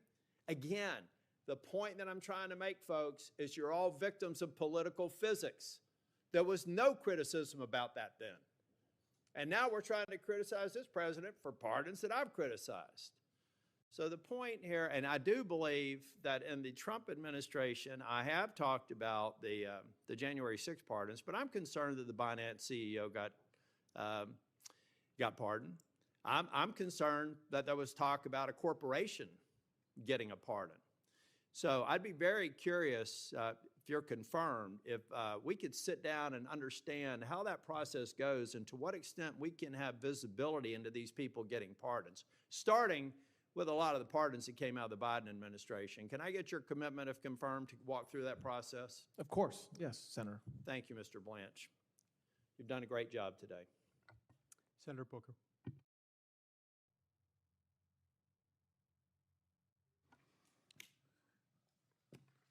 Good afternoon, Mr. Blanche. Good afternoon. Our president has a very well-documented history of attempting to corruptly influence government officials to advance his own personal interest. He called the Republican Secretary of Georgia asking him to find enough votes to overturn the election. He withheld military aid to pressure Zelensky to investigate Joe Biden's son. For these things, he has been impeached. He's been criminally convicted in Georgia, indicted in Georgia, because he uses his power to unjustly influence people. When a president routinely pressures public officials for his own personal benefit, the Department of Justice has to remain independent. This brings me really to you, and I think what has you at the center of so much concern is that you seek to lead the Department of Justice after being the president's personal lawyer. The American people are really entitled to know whether your allegiance to the rule of law is your focus or your allegiance to one man who clearly has an insatiable appetite for revenge, self-enrichment, and the abuse of power. So I want to talk about your record. Under you, the department has prosecuted people that have caught folks on both sides of the political aisle by surprise. Jim Comey, Letitia James, my colleague Adam Schiff, Federal Reserve Governor Lisa Cook. This casts a shadow over your ideas, any ideas of independence. You directed the arrest of Mayor Ras Baraka of my city of Newark. You weren't at Delaney Hall on May 9th, 2025, when he was arrested, but yes or no, did you have a conversation with Special Agent in Charge Ricky Patel ordering him to arrest Mayor Baraka? I had a conversation. I didn't order him to arrest. I authorized the arrest, which is my job. So you were not there, and we have body camera footage of him then moving and saying, "We are arresting the mayor right now per," this is his quote, "the Deputy Attorney General of the United States." I want to put that into the record, your comments there. And the district court, assessing all of your conduct, admonished the Department of Justice. This is the quote of the judge, the federal judge. "Your role is not to advance political agendas. Your allegiance is to the impartial application of the law and to uphold due process for all." But this is just one example cited by over 1,200 current and former Department of Justice officials appointed under presidents of both parties who warned that you should not be in this position because of your inability to be independent from your personal allegiance to Donald Trump over the rule of law. I met yesterday with Epstein survivors. Some of them are here in the room today. Congress, in a bipartisan fashion, passed the Epstein Files Transparency Act because the American people were demanding justice. Yet you failed to abide by that law and release the files by the deadline established by the law. And when the files were finally released, you failed to protect the survivors that law was intended to protect. Survivors' personal information, including names, phone numbers, home addresses, and images were released. Powerful people were redacted. Survivors were subjected to re-traumatization. More than 1,200 victims, yet only 2 people have ever been prosecuted, Jeffrey Epstein and Ghislaine Maxwell. Now, I was stunned earlier by your conversation with one of my colleagues that you wouldn't even commit to meeting with the survivors, but you did meet with Ghislaine Maxwell. Your claim that you can't meet with these victims because they're represented by counsel is utter nonsense. Counsel can be present or a client can waive their right to have counsel, but you're a lawyer. You know this. That was not truthful, what you said to my colleague. You said that they should meet with the FBI. All of these women have reported their crimes decades ago, but yet you won't meet with them. What you will do is meet with Ghislaine Maxwell. Over a year ago, you sat with her, and you publicly said you were seeking the truth. So let's talk about what that 2-day meeting produced. Did your interview with Ms. Maxwell lead to a single additional person being charged, yes or no? No. Did it lead to a single new investigation, yes or no? I can't talk about whether there's any investigations. I'm not asking you about an ongoing or closed investigation. I'm just asking you I about can't this answer your unusual. question, yes or no. Did you or anyone else from the DOJ or associated with the president discuss a presidential pardon with Ghislaine Maxwell or her attorneys? No. Did you discuss clemency, yes or no? No. Did you discuss She was convicted. What do you mean clemency? Did you discuss her transfer to another institution, yes or no? No. Well, just 1 week after your meeting, Ms. Maxwell was transferred from a low-security federal institution to a minimum security prison camp. Were you involved with that transfer? When, as I've talked about before, in the time leading up to me going down to meet with her, we learned that she was receiving threats. It turned out when we were I'm going to there, interrupt you for a matter of time because. Okay, well, it's not a question I can answer apparently in the time you're giving me. I'm going to tell you this because I deal with issues of criminal justice. When people are under threats in a Bureau of Prison facility, they're put into solitary confinement, or protective. They're not moved to a camp. That's not always true. It is, You're well, just what is wrong. what is true is someone that is accused of child sex trafficking under the Bureau of Prisons' own policies is not put in a facility like this that seems clearly like a reward. The Department of Justice is also responsible that powerful corporations play by the same rules. Let's take a proposed merger between Paramount, Warner Brothers, and Discovery. This is no ordinary transaction. It was a proposed $111 billion merger involving two of the last remaining legacy Hollywood studios. As Deputy Attorney General and later Acting Attorney General, you exercise oversight of the Antitrust Division. You approved the decision to close the department's investigation into that merger, yes or no? I was part of the decision. I Yes, don't know you were whether- involved in that. You That don't is a even yes. let me answer, man. Did you? That's Did the incredible. career attorneys The who answer to- investigated that deal recommend closing that investigation? I didn't have a conversation with the career, but as I was saying I didn't earlier, ask you I that. was- I asked you, did the career attorneys who investigated the deal recommend closing the I investigation? have no idea what they You were in charge of that department, yet you have no idea. Well, I this didn't is, say I had no idea. It's no idea about the question you asked about what the career attorney's view was. you do not know what the career attorney's view was. I'm not sure what the view was with respect to closing it Well, or not closing it. let me tell you why ethics laws that bind you about the appearance of impropriety are so damning in this case.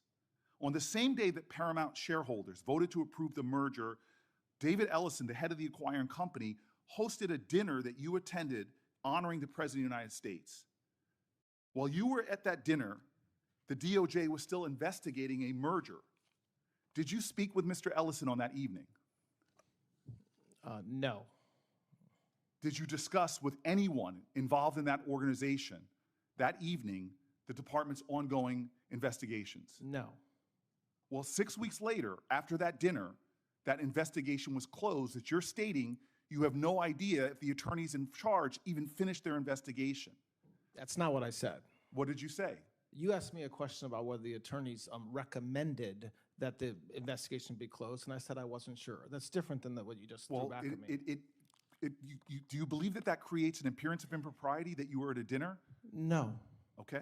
The Justice Department ethics rules are very clear about avoiding the appearance of impropriety. In a case like this, I don't think that's appearance of impropriety. I think that's improper. That the connected and the powerful are getting a chance to rub shoulders. It would seem appropriate that you avoid those kind of appearances and dinners like that. Every appearance or dinner or speech that I give are cleared by ethics officials. So your attendance at that dinner was cleared by ethics officials? Everything that I do. I didn't ask you everything you do. Was your appearance at that dinner You cleared? can ask the questions, but you cannot control my answers. I'm under oath, and I can answer the questions. I choose to answer them. Were Okay? you So what I will approved tell to you approve- is when I do yes things or outside, no? when I Were do you things- approved when by I do ethics things to- outside of the department, whether it's a speech, whether it's a dinner, whether it's an event, they are approved by ethics officials. You did not answer whether that attendance was approved. Every time I go out, it's approved. Yes. You know, Lincoln, it was said about him that if you want to see the true character of a man, don't view him in adversity, give him power. I believe you've had a lot of power. And so we don't have to speculate about what has been revealed with your time in that office. We don't need to worry about what kind of attorney general. You've already had that power. This isn't a job interview like usually. You've sat before this committee before. You've made promises time and time again before. You got the job, actually, to be the number 2 and the acting director. So this isn't a confirmation hearing. This is more of a performance review. And clearly, when it comes to the treatment of Epstein victims, when it comes to politically motivated prosecutions, when it comes from avoiding appearance of impropriety with corporations, you failed. You're asking this body for a promotion. And you've spent today making a lot of promises to follow the law, promises to be independent, promises to serve the American people and not the president. But we don't need your promises. We have your record. We have watched you exercise one of the greatest powers entrusted to any public servant. And what have you shown us? 1,200 victims waiting for justice. What have you shown us? there's 2 prosecutions. While the people involved, the victims, are waiting for action, one of the people prosecuted gets the most cushy arrangement possible after you visit with her. Again and again, you seem to be favoring the interest of a president and the powerful. You've chosen Trump over truth. You've chosen corporations over the Constitution. And you failed to meet the test. I'll say this in closing. This is why your nomination should fail. The Attorney General's client is not the president. It's the American people. You've been protecting one man for most of your career, for years and years and years. He has demonstrated himself to put undue pressure. This is why he was impeached. This is why he was criminally indicted. If your record and your testimony today should show us anything, it should show you, in my opinion, that you should not be confirmed to this job. Thank you, Senator Booker. Before I commence with my questions, I've been asked by Chairman Grassley to enter something into the record. On behalf of Senator Grassley, I'd like to enter into the record a letter supporting Mr. Blanche's nomination. This is from the Newark Police Superior Officers Association, which represents the leaders of the Newark, New Jersey Police Department. The letter touts Mr. Blanche's experience, character, temperament, and leadership. It goes on to state, quote, Mr. Blanche has consistently demonstrated an unwavering commitment to the rule of law, the fair administration of justice, and the constitutional rights afforded to every citizen, including the due process rights of law enforcement officers. Throughout his distinguished legal career, he has earned a reputation for integrity, professionalism, sound judgment, and respect for the rule of law. These qualities are essential for the nation's chief law enforcement officer, close quote. Without objection, I will enter this into the record. Mr. Blanche, at the outset, earlier you were asked by one of my colleagues about the settlement agreement and about the definition of some of the terms. Now, as I've been going through that, it seems to me that some of those terms were defined earlier in the agreement, albeit not in the section of the agreement that you were shown on the board. Is that correct? Yes, Senator. And those make a difference, do they not, to the nature of the question asked to you? Yes, of course, yes. You have no reason to believe that the so-called weaponization fund will continue because of the settlement agreement. Is that correct?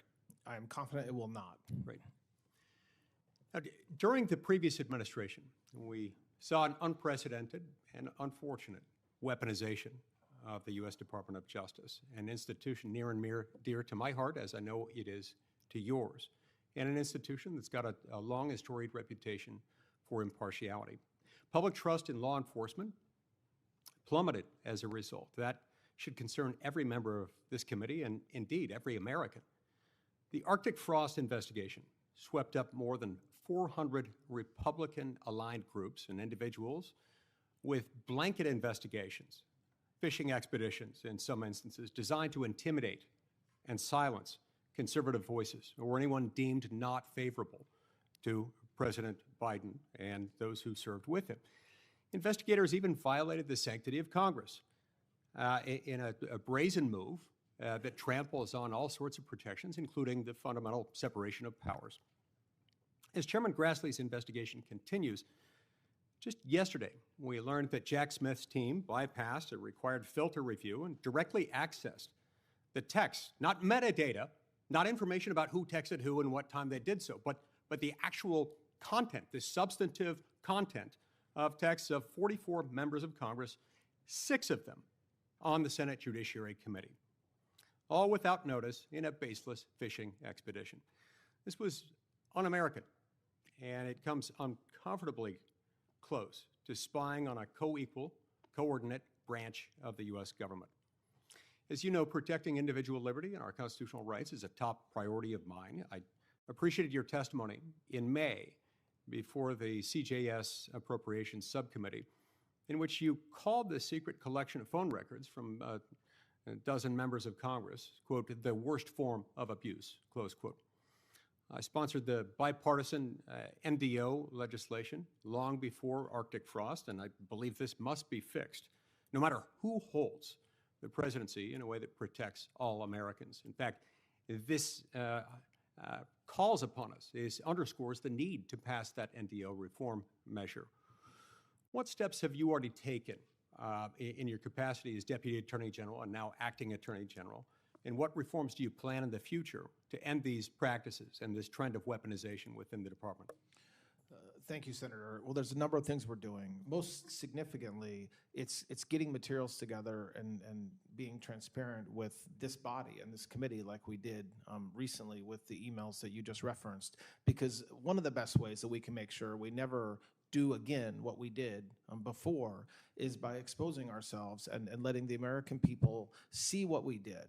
We're also taking steps to right the wrongs. So that means, again, going back and issuing reports and issuing findings and conclusions around not only what the Department of Justice did at times, but other agencies within the executive, and calling ourselves, holding ourselves to account that we shouldn't do it again. And the most important thing, and it's come up a lot today, but it is just having prosecutors prosecute bad guys. And so it's getting prosecutors out of DC and into U.S. attorneys' offices and unleashing them to do what they should be doing and what they should have been doing for the past 4 years as well, which is tackling the drug pandemic and epidemic we have in this country, going after the fraudsters. And that's the best way to make sure that the next Department of Justice continues doing the right thing and not the wrong thing. That's wonderful. Sometimes when you're doing the things that are not supposed to be done, you're not doing the things that are supposed to be done. I appreciate your efforts in that regard. On another topic, federal law prohibits non-citizens from voting in federal elections. Separately, a law called the National Voter Registration Act of 1993, sometimes known as the NVRA, requires, among other things, that the states keep their voter registration files clean, removing voters who have died, who have become ineligible, and to make those maintenance records available for public inspection. The Department of Justice has relied on that disclosure requirement to request state voter rolls and to confirm compliance with this mandate in the NVRA among the states. But a number of states have refused. And when the Department of Justice has sued in order to correct this problem, some federal courts have issued rulings indicating that the NVRA doesn't clearly authorize the NVRA. The NVRA doesn't clearly authorize this kind of compelled production of the complete voter registration files. So the department is thus left without a reliable, viable enforcement tool, even where noncompliance might be staring us in the face, as it is in some jurisdictions. Put simply, non-citizens can't legally vote. But a number of these states, blue states more than others, are doing everything they can to prevent the Department of Justice from enforcing the law. In the meantime, we've got an interpretation of other provisions of the NVRA that have made it, in tandem with this other problem, virtually impossible to enforce the law prohibiting non-citizen voting in federal elections. In your view, would the Save America Act give the Department of Justice clear authority in its efforts to protect the sanctity and security of those elections? Yes, absolutely. Yes. Thank you. I appreciate that very much. This is a very important issue. Now, under your leadership, the Department of Justice fraud enforcement has seen some real success. You've got a lot of success stories under your belt already. Can you describe how you're leading that effort in the department to combat citizen fraud, healthcare fraud, and fraud in taxpayer-funded programs and organizations?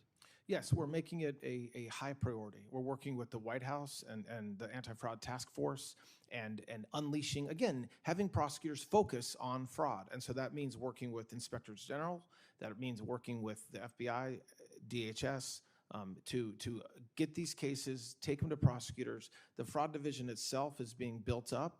We've already had tremendous success just in the past 4 weeks in recovering billions of dollars that had been stolen from the FISC. And this is work that is just starting. We've always done fraud cases. This isn't a new thing for the Department of Justice to do, but the focus on these fraud cases and the focus on every U.S. attorney having multiple prosecutors focused on going after fraud cases is something new, and it's something that is important to President Trump, and it should be important to everybody, not a Republican or Democrat issue at all, and that's why we're doing it. Shifting gears a little, tell us just very briefly about what the department's doing under your leadership to protect children from predators.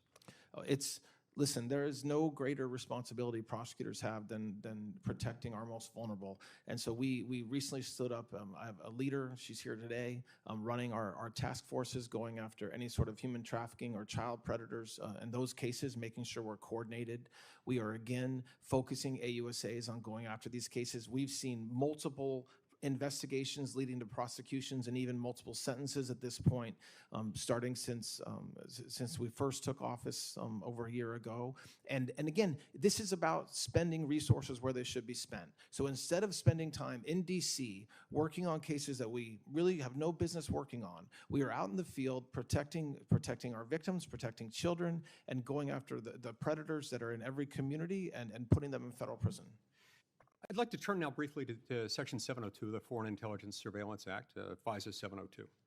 And I want to address some of the repeated claims made by some of my colleagues that our intelligence collection under 702 would go dark when the statute lapsed as of midnight on June 12th.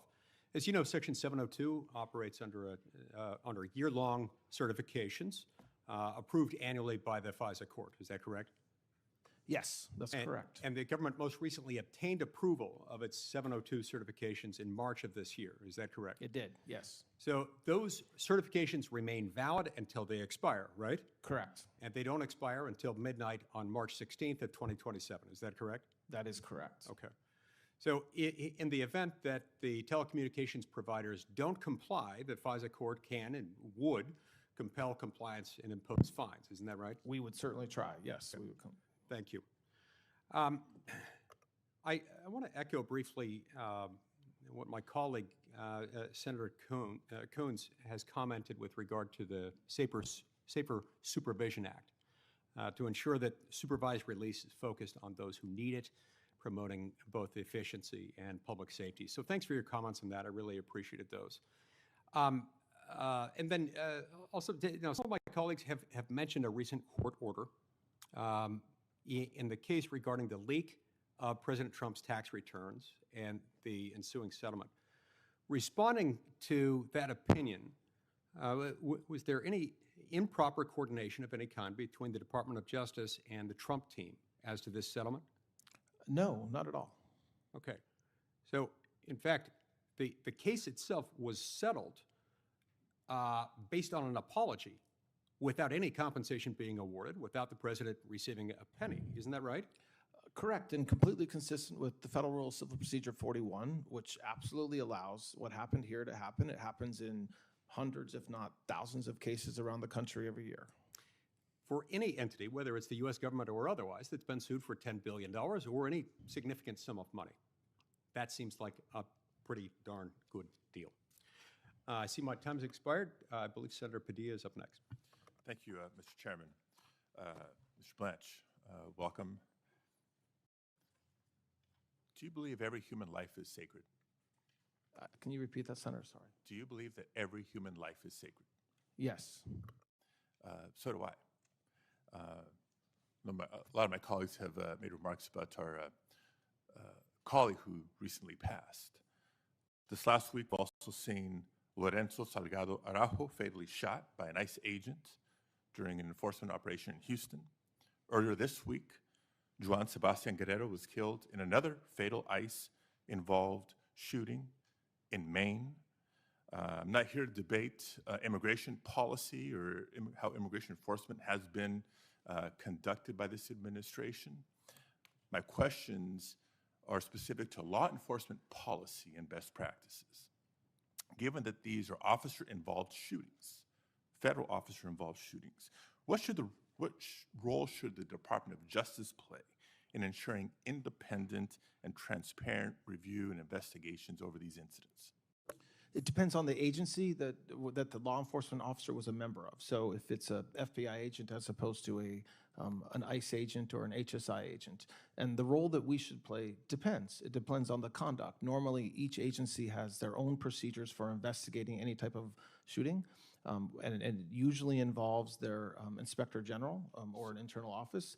At some point along the way, the DOJ I don't want to cut you off too quickly here, Sure. but I want to come back to that point. Sure. But first ask, Should state and local law enforcement be involved in ensuring that there's an independent investigation of these incidents? I mean, it depends. I think there's a lot of times when state and locals should definitely be involved, but I don't unequivocally state and local have to be involved for independence. Of course not. Here's the bottom line why I'm asking these two questions.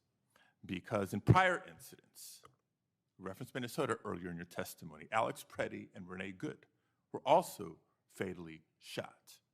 And as far as we can tell, it's been months and months, there's been no justice in these cases. As far as I can tell, those officers were not fired. They have not faced any charges. So it does undermine any confidence anybody should have in the Department of Homeland Security's ability, through the Inspector General or otherwise, to investigate its own. So I come back to the question, what should the role of the Department of Justice be when there's federally officer-involved shootings? Well, I very much disagree with the statement you just made.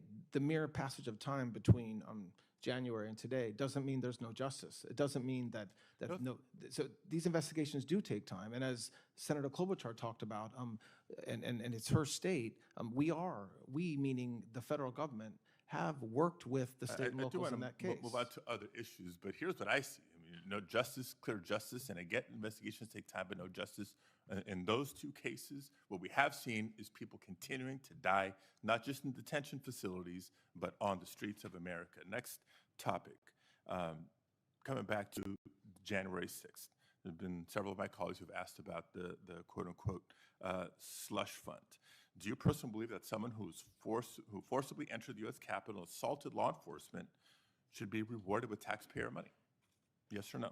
I can't answer it yes or no, but if you want the answer, I think that the fund that doesn't exist anymore set up parameters where, no, somebody that you just described would likely not recover funds. Which brings me to my other point, because several members have asked, and I know Senator Tillis specifically focused on the weaponization slush fund and language versus declarations versus appropriations bills on how to undo this. I also need to be clear that January 6ers should not be able to seek payouts from other sources, including the Federal Tort Claims Act.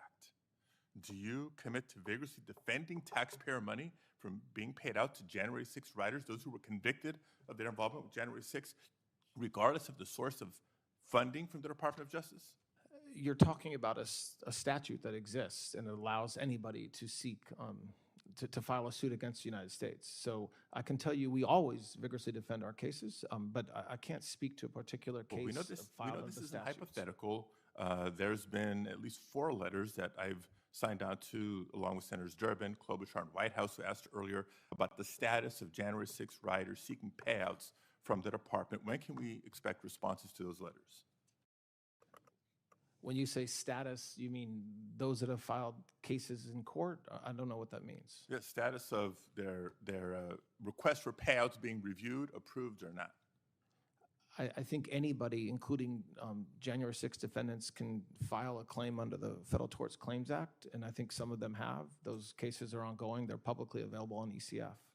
And I know some people would suggest, well, they've all been pardoned for their crimes on January 6th, and so this may be fair game. Are you aware that at least 97 January 6ers have been accused of new crimes since January 6, 2021, including violent crimes, by the way, child molestation, etc.? That sounds like the worst of the worst to me. If anybody commits a crime, they should be investigated, arrested, and prosecuted. So if you're talking about people that committed federal crimes and they happen to have been pardoned before, they should be arrested and prosecuted, yes. Well, I look forward to that as well, and we'll follow up in questions for the record. Mr. Blanche, during our courtesy meeting a few weeks ago, you said that, quote, independence of the department was a misnomer in the context of the Department of Justice because the president sets policies and priorities, and your view, the Department of Justice must enforce the law in a way that carries out the president's goals. Do you recall that conversation? Yeah, I definitely did not say that, but nice try. No, that's exactly what I recall from our conversation. So I want to be on the record saying well, I'm happy disagree. To tell you what I said to help your recollection. So the Department of Justice should be independent or not? I think as I said earlier, the Department of Justice is under the executive branch. If confirmed, I will be member of the president's cabinet. So absolutely, my obligation is the American people and the rule of law. So we'll But talk that about being the if said, con- I am a member of the cabinet of the president of the United States. We'll talk about the if confirmed in a minute, but let me also point out the Department of Justice's own website states right on the homepage that what the department's core missions is independence and impartiality. So let me bring a specific example. Last fall, President Trump issued a statement for National Domestic Violence Awareness Month, where he said, quote, "I'm steadfastly devoted to uplifting survivors of domestic violence and ensuring they know they are never alone and that help and support are always within reach," end quote. Sounds like a statement that we'd all agree with. But the Office of Violence Against Women is a vital component of the Department of Justice that administers grants to organizations that provide services for victims of domestic violence, sexual assault, dating violence, and stalking. It provides critical resources to organizations that support victims. Yes or no? Are you aware that the office is substantially delayed in notifying grant recipients of awards that were intended to begin October 1st of last year? We are rolling grants out on a rolling basis, and we continue to do so. We will continue to do so. We didn't have the grants authorized till January of this year. And it's now July. It's been 6 months. Next, yes or no question. Are you aware that as a result of the delays, many organizations have been forced to lay off staff and reduce services for domestic violence victims? Yes or no? I am not aware of that, no. Okay. We're happy to provide you information and cases. Are you aware that many notices of funding opportunities for the fiscal year 26 have yet to be posted for grants that are supposed to begin on October 1st of this year? I know that we are posting, that we are caught up from the last fiscal year. The budget wasn't approved until January of this year. We had to finish last year's first. We're putting them out every single day. Again, it's been 6 months. Are you aware that multiple congressional offices from both sides of the aisle, this is not partisan, on a bipartisan basis, have reached out to the office about delays and have not been given any concrete timeline despite the real and substantial impact that these delays are having on domestic violence services? That's not true. I've testified publicly about it on multiple occasions, and we have given a timeline. I just gave you the timeline today, which is that we're doing it every day on a rolling basis. We're caught up to last year's, and we're moving forward, and we anticipate having all of them done by the end of this fiscal year. Every other state, for that matter, can know when to expect their funding. I know my time is running out. Let me just end with this. Mr. Blanche, it's the duty of the Attorney General of the United States to, quote, "operate free from partisan consideration and protect citizens' rights to equal justice." But what I've heard today fails to inspire much confidence in your ability to carry out that duty or to put federal law before loyalty to the president. I add to that facts from the judiciary. District courts in 31 cases have recognized that the administration has violated court rulings. The Solicitor General refuses to rule out, refusing to abide by court rulings circuit court rulings that they disagree with. In immigration cases alone, the administration has admitted violating court orders in the District of New Jersey alone more than 50 times. This does not sound like a Department of Justice. The American people deserve better. And a lot of nominees come before us and say, well, if I'm fortunate enough to be confirmed, then this or that. I'm not buying that. I know you're not confirmed for the top spot. You're acting in the top spot. You were the number 2 from nearly the beginning of the term. Yes, a lot of this accountability falls on your shoulders. The American people deserve an Attorney General who put the Constitution above political retribution. I don't think you're fit for this job. Thank you, Mr. Chair. We'll go next to Senator Moody. Before we do that, I've been asked by Senator Grassley, the chairman, to enter into the record a letter supporting Mr. Blanche's nomination from the United Coalition of Public Safety, which represents many of the nation's largest law enforcement organizations and tens of thousands of law enforcement officers across the country. The letter highlights both Mr. Blanche's qualifications to serve as Attorney General and his unique approach to the criminal justice system. It states, quote, "We believe Mr. Blanche will serve with honor, fairness, and a steadfast commitment to the rule of law. His leadership will undoubtedly enhance collaboration between law enforcement and the Department of Justice, ensuring that our communities remain safe, while reinforcing public confidence in our own system. Without objection, this letter will be admitted into the record. And Senator Moody, you're recognized. Thank you, Mr. Chairman. Good to see you again and get to talk with you about your nomination, Mr. Blanche. And everything that I warned about in my introduction seems to be proving true, that good faith and nuance is just going to be thrown out the door as a price to be paid for clicks and tweets and promotion of some partisan agenda today. Because I now quote from one of my colleagues, they said to you, protecting one man for most of your career. Would you define your career as protecting one man, Mr. Blanche? And if not, why not? I mean, absolutely not. I mean, I am a prosecutor. I'm a career prosecutor. I started out as an intern down the street at the Department of Justice. I was a paralegal. I was a law clerk. When I was representing President Trump, I had other clients as well. So the fact that I represented President Trump for a period of time, under 2 years, does not define my career, nor does it define me. I should be defined by the work that I did as a prosecutor and by the work that I've done leading this department since March of last year. I think one of the true crises that we face as a nation right now, and you can pick the subject matter at which this would apply, but the American people who are supposed to be where the power lies in this country. It was how our government was set up. It was a government to serve them and first and foremost to protect their rights. And as part of that, even our founding fathers said, in order to do that, you have to have a government that effectuates safety.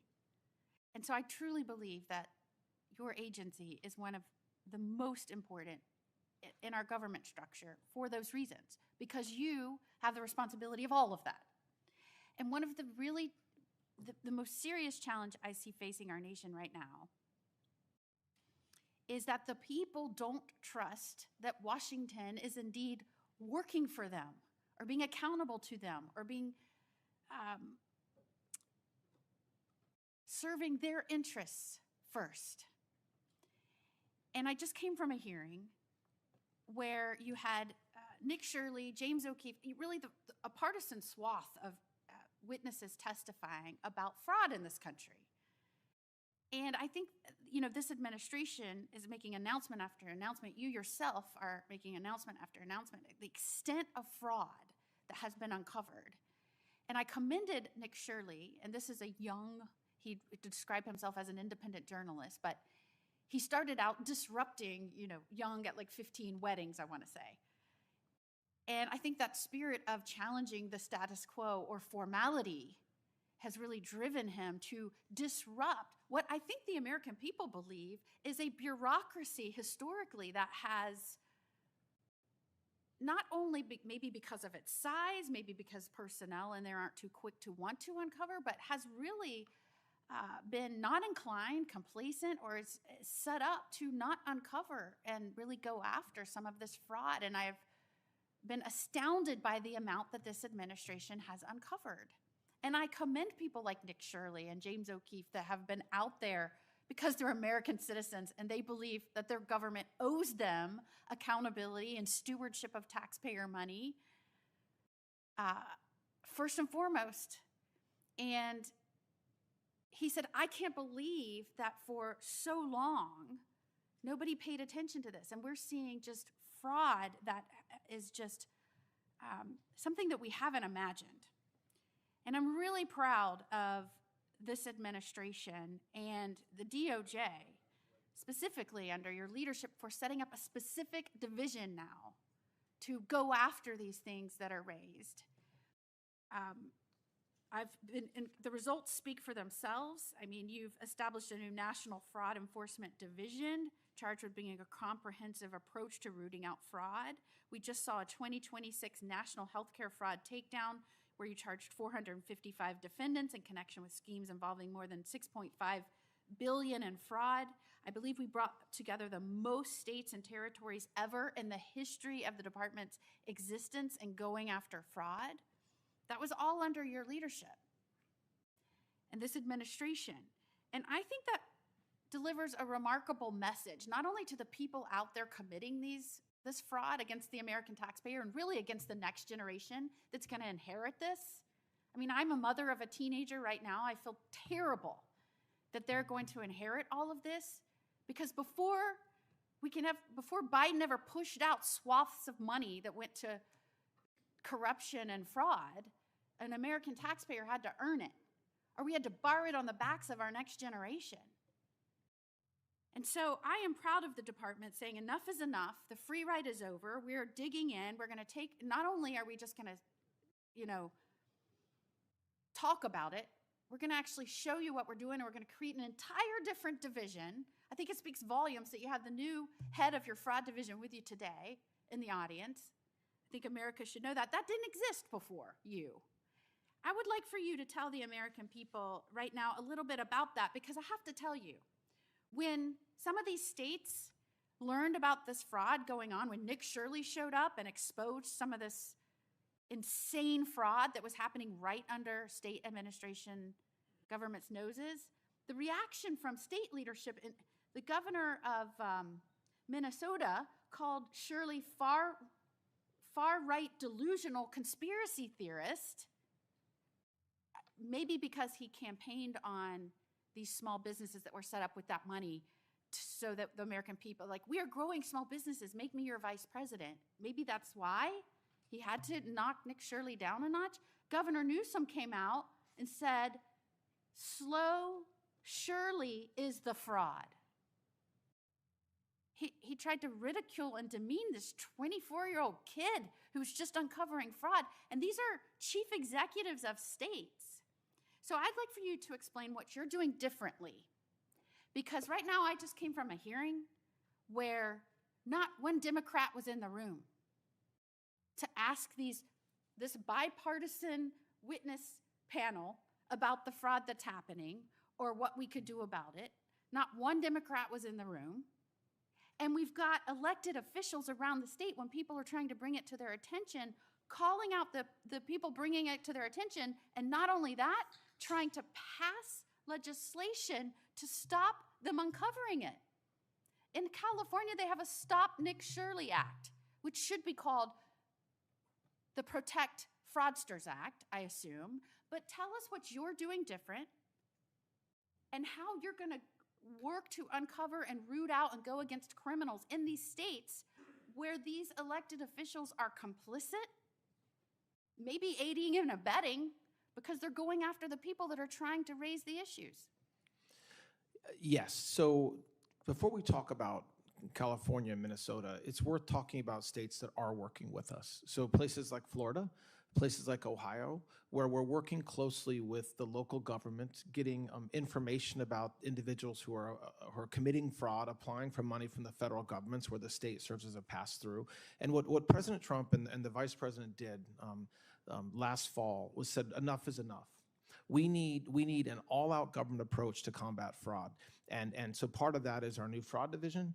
And the work that they're doing is exactly what you just described. And some of the stuff that Nick Shirley has uncovered has been incredible. But it's going into these states and identifying, at this point, just low-hanging fruit. So fraudsters that have set up daycare centers, that have set up autism centers. And leering centers. Maybe. Learning centers. Hearing centers, everything. And all they're doing, and there's no patience.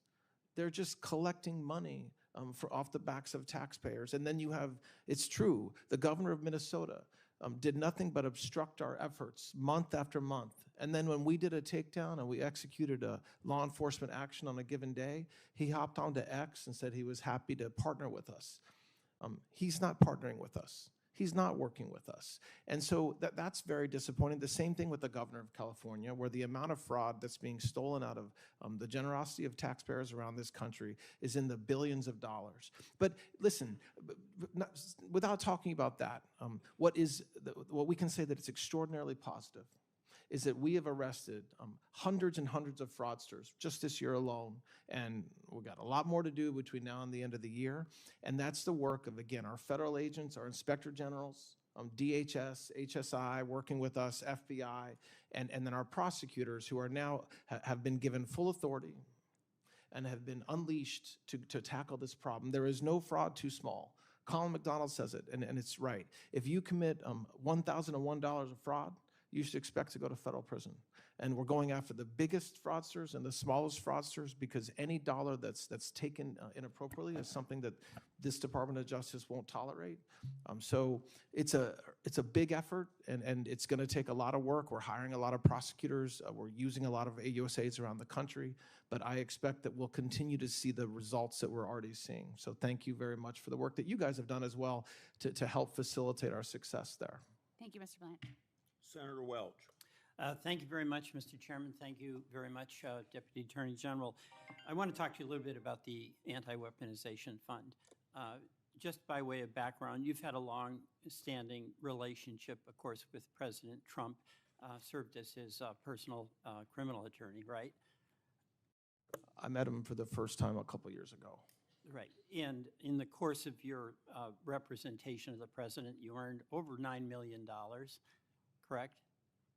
Well, my law firm was paid that much. I had 6 or 7 lawyers. Well, that was in your financial disclosures. I don't have a problem. Oh, no, I did. I was paid it. Sorry, I was. Right. But I'm saying it went to my law firm. I had employees. Right. It's been raised that you have a close relationship with the president, but you're entitled to that, and the president is entitled to appoint as Attorney General a person in whom he has some trust. So that's not an issue for me. But on the Anti-Weaponization Fund, there is the question of whether a president who is suing the taxpayers, the IRS, for $10 billion, and where his formerly personal lawyer is representing the taxpayers, is there a conflict of interest? And my understanding is that before you actually got here, you did get ethics training when you were, after you were acting Deputy Attorney General, correct? Yes. And my understanding is that you were advised that you should not be engaged in matters that affected President Trump in his individual capacity. Is that correct? No, I'm not sure what your understanding is based upon, but no. There's very clear ethics rules that I was required to follow that I do follow. It's based on a letter from Mr. Terrell, and you received normal ethics training. Yes.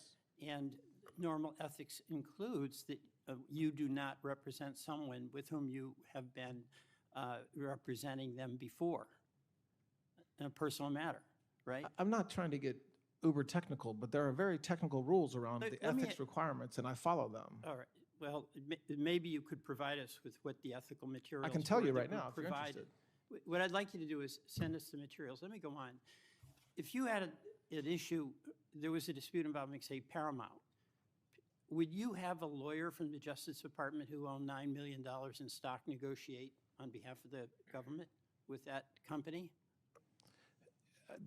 It depends on as long as there's an ethical and no reason there was no conflict. So if I had $9 million in stock with Paramount, I'm representing the people. There's an adverse relationship, adversarial relationship. You'd let me negotiate on behalf of the people when the outcome of those negotiations would have an impact on my stock price? Sorry, I just want to understand your hypo. If a lawyer for the Department of Justice has $9 million in Paramount stock, they should not be on that case. Right. I agree. Yes. Okay.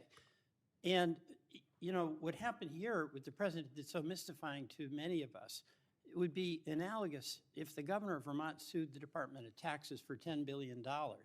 And we don't appoint attorney generals, but in New Hampshire they do, but let's say we did. And the governor is formerly personal attorney. There's no comparison Let me finish my question. The governor sues the Department of Taxes for $10 billion. His former personal attorney, who's now appointed attorney general, negotiates with the Department of Taxes and ends up settling by setting up a fund in the control, essentially, of the governor for $1.776 billion. That doesn't sound fishy to you? Well, the hypo you just described, I don't think it's appropriate to use the word fishy. It's either ethical or not ethical, Well, and there's you know no. what? Vermonters would just say it stinks. I mean, that is truly bizarre that the chief executive gets his appointed person who was formerly his personal attorney to negotiate on his behalf, where at the end of the day, taxpayers are going to pay. So I'll just leave it But the other thing I'll correct, though, is you use the word as if I negotiated. I wasn't part of the negotiation, which I've said before. Your so- department is. You had to sign Yes, off on it. that's true. That is your signature. Yes, that is my So whether, signature. I mean, look, you're at the top of the pile here. So Yes. you don't get involved in all the phone calls and all the details. But at the end of the day, you have to do due diligence and satisfy yourself that you in good faith can sign off on the agreement. Correct. And you did. So Yes. that is your responsibility, and I'm sure you accept Oh, I it. do have responsibility for it. That's I agree right. with that. Yes. All right. And, you know, let's talk about the pardons. I understand the president, any president, has total authority to pardon anyone he or she wants. And that includes commuting sentences and it includes restoration of gun rights. You know who Liz Oyer is. Yes. And you know who Mel Gibson is. Yes. All right, Mel Gibson was convicted of domestic violence. What he did was he punched his then girlfriend in the teeth, threatened her with a gun, while she had their infant in her arms. Now, it's the president's decision. He can restore Mr. Gibson's gun rights. That's not your decision. But my understanding is you had a pardon attorney who, when requests were made to restore gun rights to domestic abusers, they'd be vetted. Mental health issues, other issues, and that's because 500% increase in homicide rates of domestic abusers who have guns. You asked, or one of your people asked, Liz Oyer, to provide a letter that basically said, okay, we can restore his gun rights. Is that correct? That happened the day I was starting. I know was Ms. 2 Oyer days. has claimed that It was 2 days after. I know that Ms. Oyer has claimed that that had anything to do with her firing. I didn't even know of that. I had known nothing about Mel Gibson or that letter when I fired her. Nothing. So why did you fire her? For a number of reasons. For one, You were there 2 days? Yes, for a number of reasons. It had nothing to do with Mel Gibson. The decisions that she had made as pardon attorney in the weeks and months leading up to the end of President Biden's term were completely inconsistent with President Trump's authority, including recommending commuting every single individual on death row, which even President Biden didn't do. Right. I'll let the Americans be the jury of whether that sounds right. But 2 days after It you is were right. there, she got fired. She was told to do a letter that was basically going to validate the decision the president had made to restore gun rights to a man who smashed his girlfriend's mouth, threatened her with a gun, and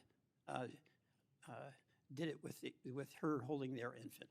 And had nothing to do with why she was fired, by the way. Nothing. Now, what also is documented is that she was going to testify here in Congress before a roundtable.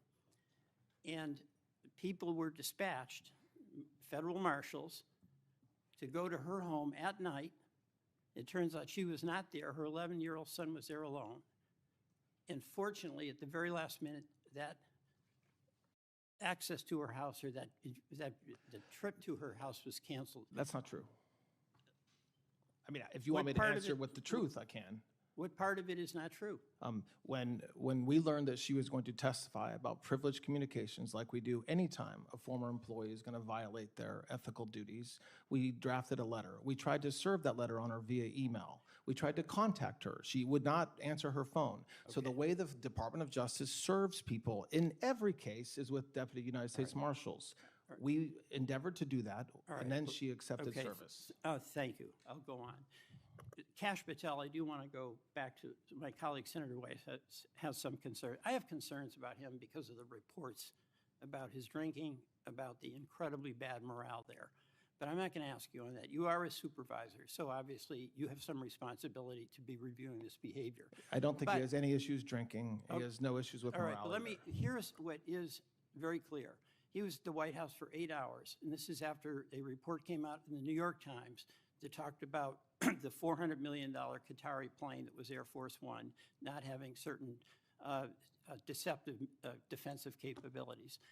and issued subpoenas to reporters demanding that they turn over their news sources. I happen to believe it's extremely important to protect the right of the press to have confidential sources in order to get out information that is absolutely in the public interest. Do you support Mr. Patel's efforts to subpoena and get reporters under the grill to disclose who their confidential sources are? The Department of Justice requires that I authorize it, which I did.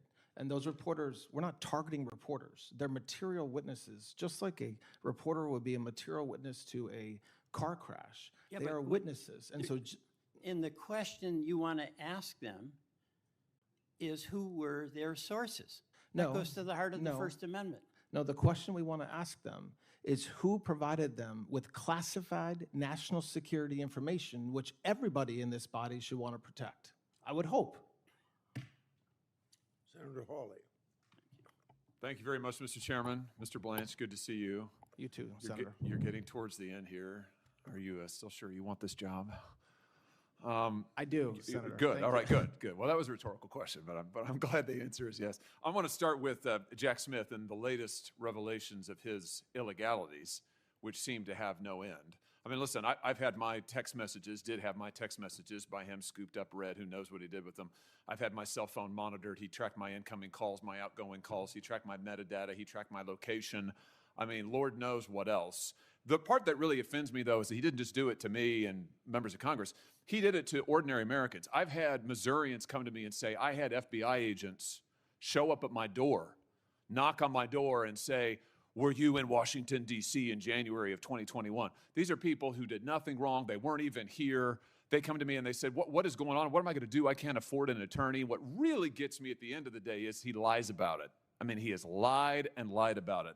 And I want to just make good that claim. Here is a record. I'm going to read it to you. A record of Jack Smith's responses under oath now to members of Congress. He is asked, question, as it relates to members and their staffs and senators, it's just the toll records as far as you remember. Smith, that is my recollection. Question, did the records that you requested include the content of text messages? Smith, answer, no. Now, maybe there's some nuance I'm missing here, but it sounds a lot to me like this guy didn't tell the truth. Have you thought about investigating this guy for perjury? We take testimony in front of this body very seriously, yes.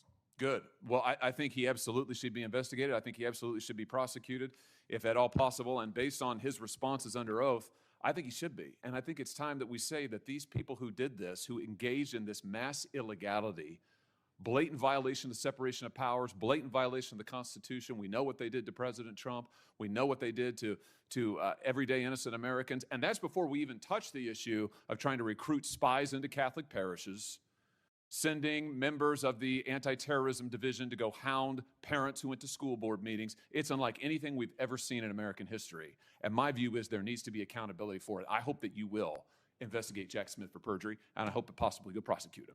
Yes, Senator. Let me switch gears and ask you about a Missouri-specific issue.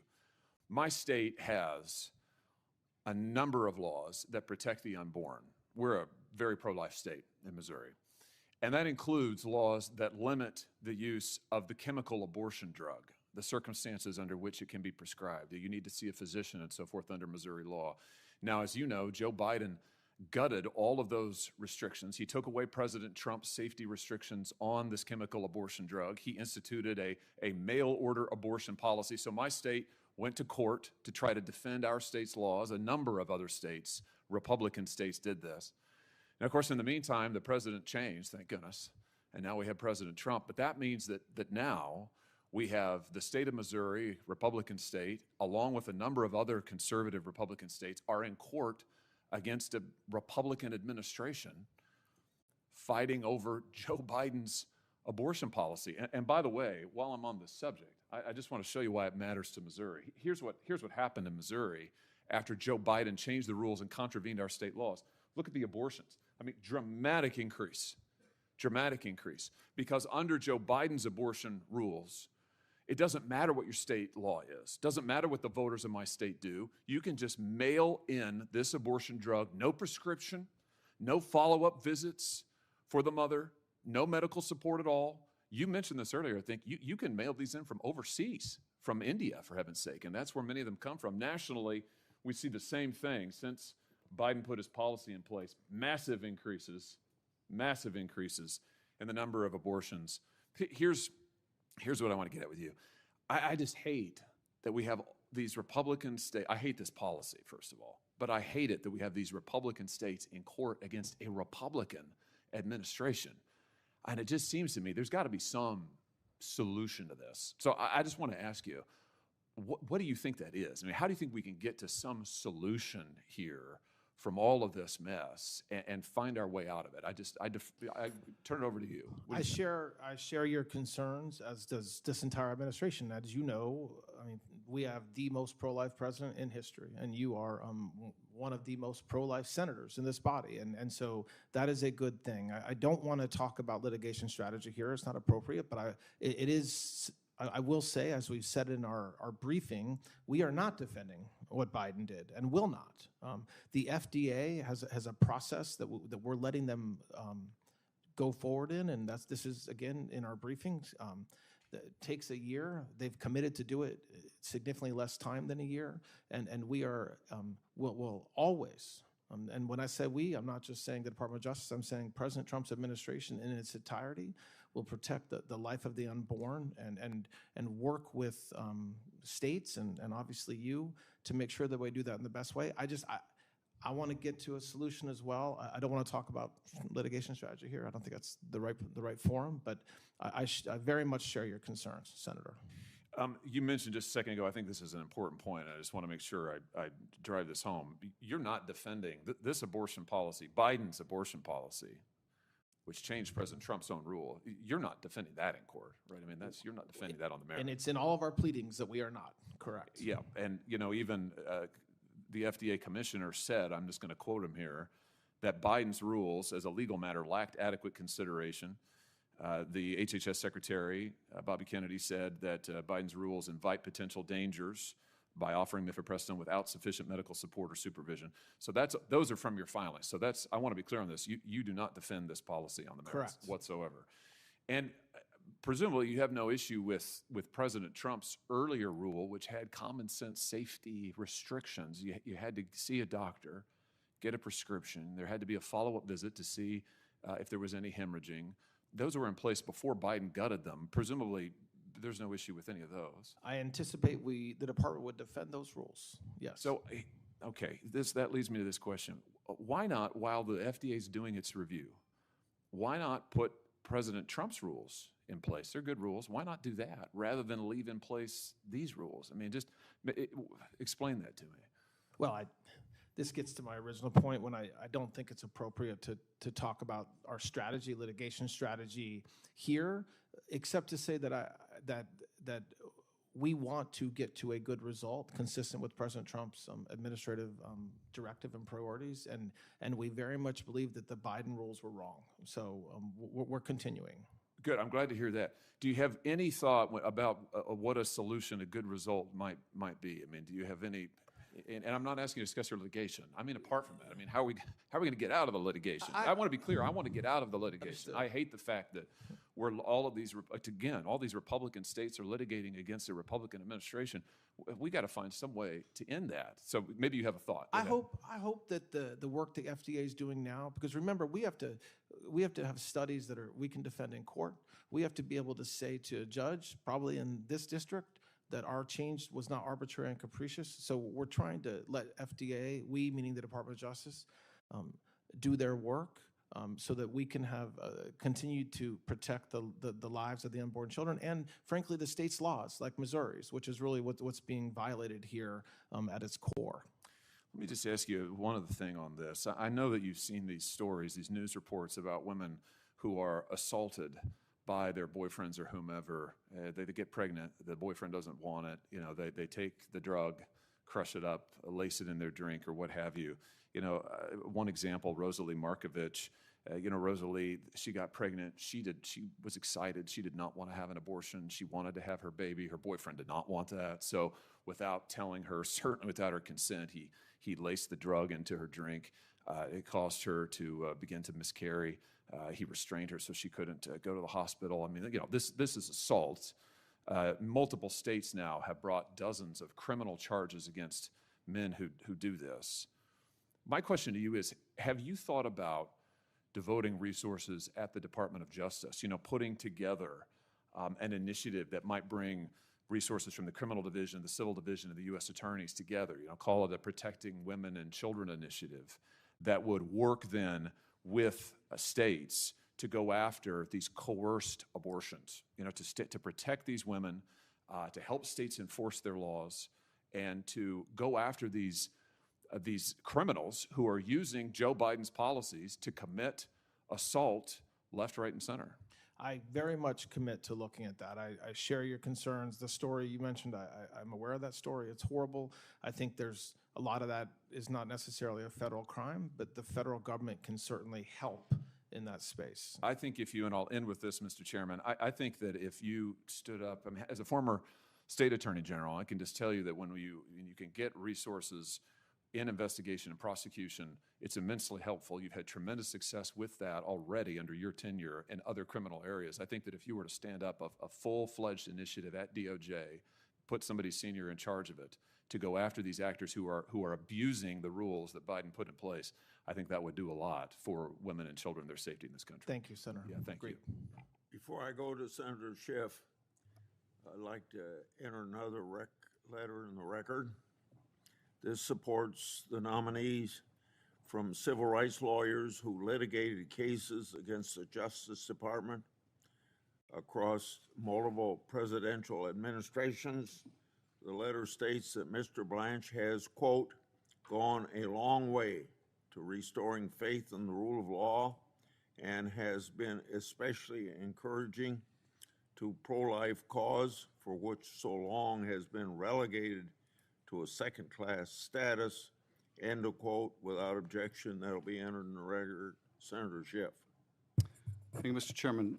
Mr. Blanche, you represented the president in at least three criminal cases: the hush money payment case in New York, the January 6th case, and the Mar-a-Lago classified documents case.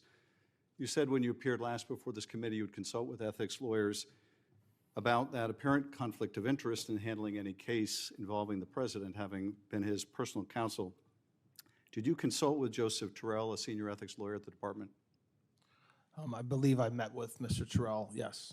Did Mr. Terrell tell you that ethics laws and policies required that you not be involved in cases involving your prior representation of the president? Yes. So in those three matters, the hush money payment case, January 6th case, Mar-a-Lago case, you were to recuse yourself? I'm recused, correct. Well, by the way, the cases are not ongoing, Senator, but to the extent there's any work around those cases, yes, I'm recused.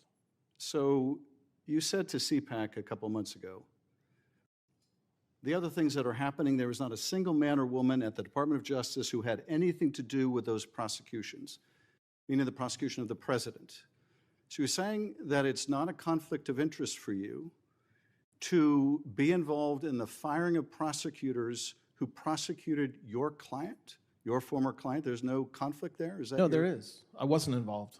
So that would be a at conflict. CPAC, you're taking credit for the firing of these Department of Justice lawyers, but you're not willing to take responsibility before this committee. Is that the case? No. Okay. I'm making, I said, there's a you statement I were, gave you at were CPAC. bragging about this at CPAC, the firing of these prosecutors, the firing of the FBI agents, the getting rid of everyone who investigated your client. You were proud of that, speaking for the Department of Justice, but you don't think that's a conflict of interest. You moved to vacate, I don't think you're going to deny involvement in this, you moved to vacate the convictions of 12 Proud Boys and Oath Keepers, which erased their convictions, restored their gun rights.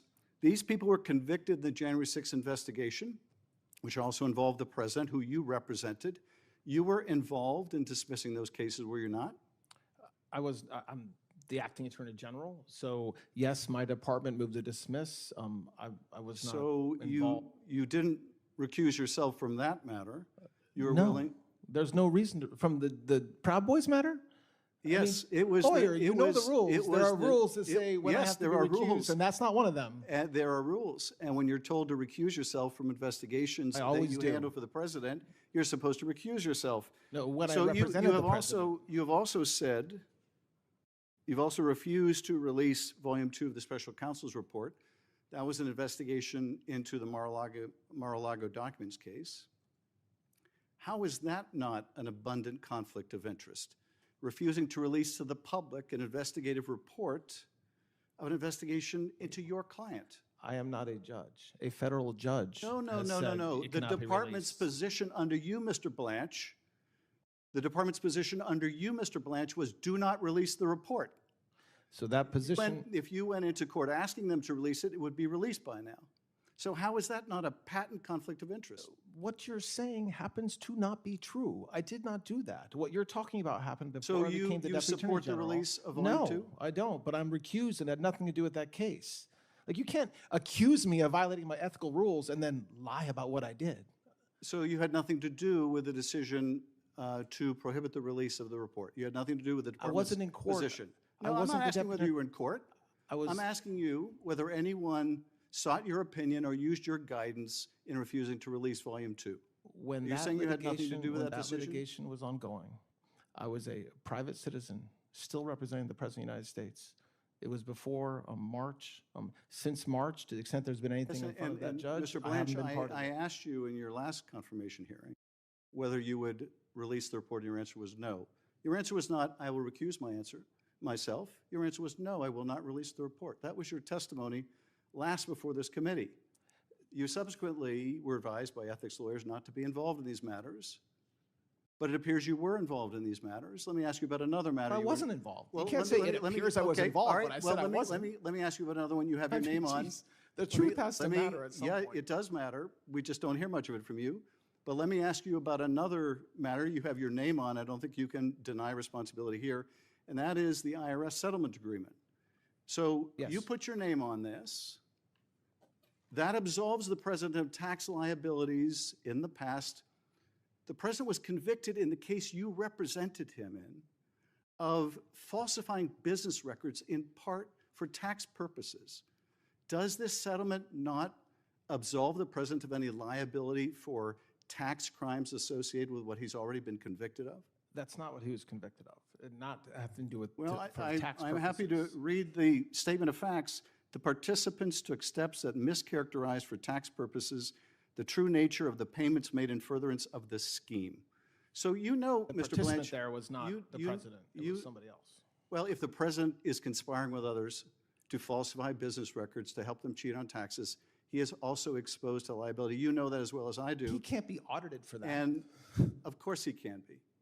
Of course he can be. And he can be prosecuted for it. But the agreement you signed on behalf of your former client, on behalf of your current client, in a staggering example of self-dealing prohibits that.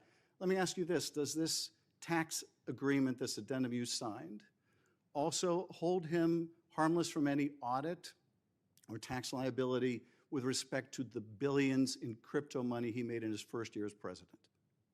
It's not forward-looking. So to the extent there are taxes filed by the president or his sons or the Trump organization after the date of that agreement, there's no protection. Well, but before that agreement, so any So taxes... he hasn't filed taxes so yet any- for money he made last year, right? So Yes. no. So if he no protection. if he filed tax returns this year for money he earned last year, that his sons earned, that his World Liberty Financial, all those people earned and defrauded taxpayers on it, he faces no liability under this No agreement you evidence. signed. There's no evidence taxpayers were defrauded, and he But is not there is, protected. there's He evidence is in not this protected. agreement He's that not you've protected. absolved him of any liability over No, I it. just said he's not absolved.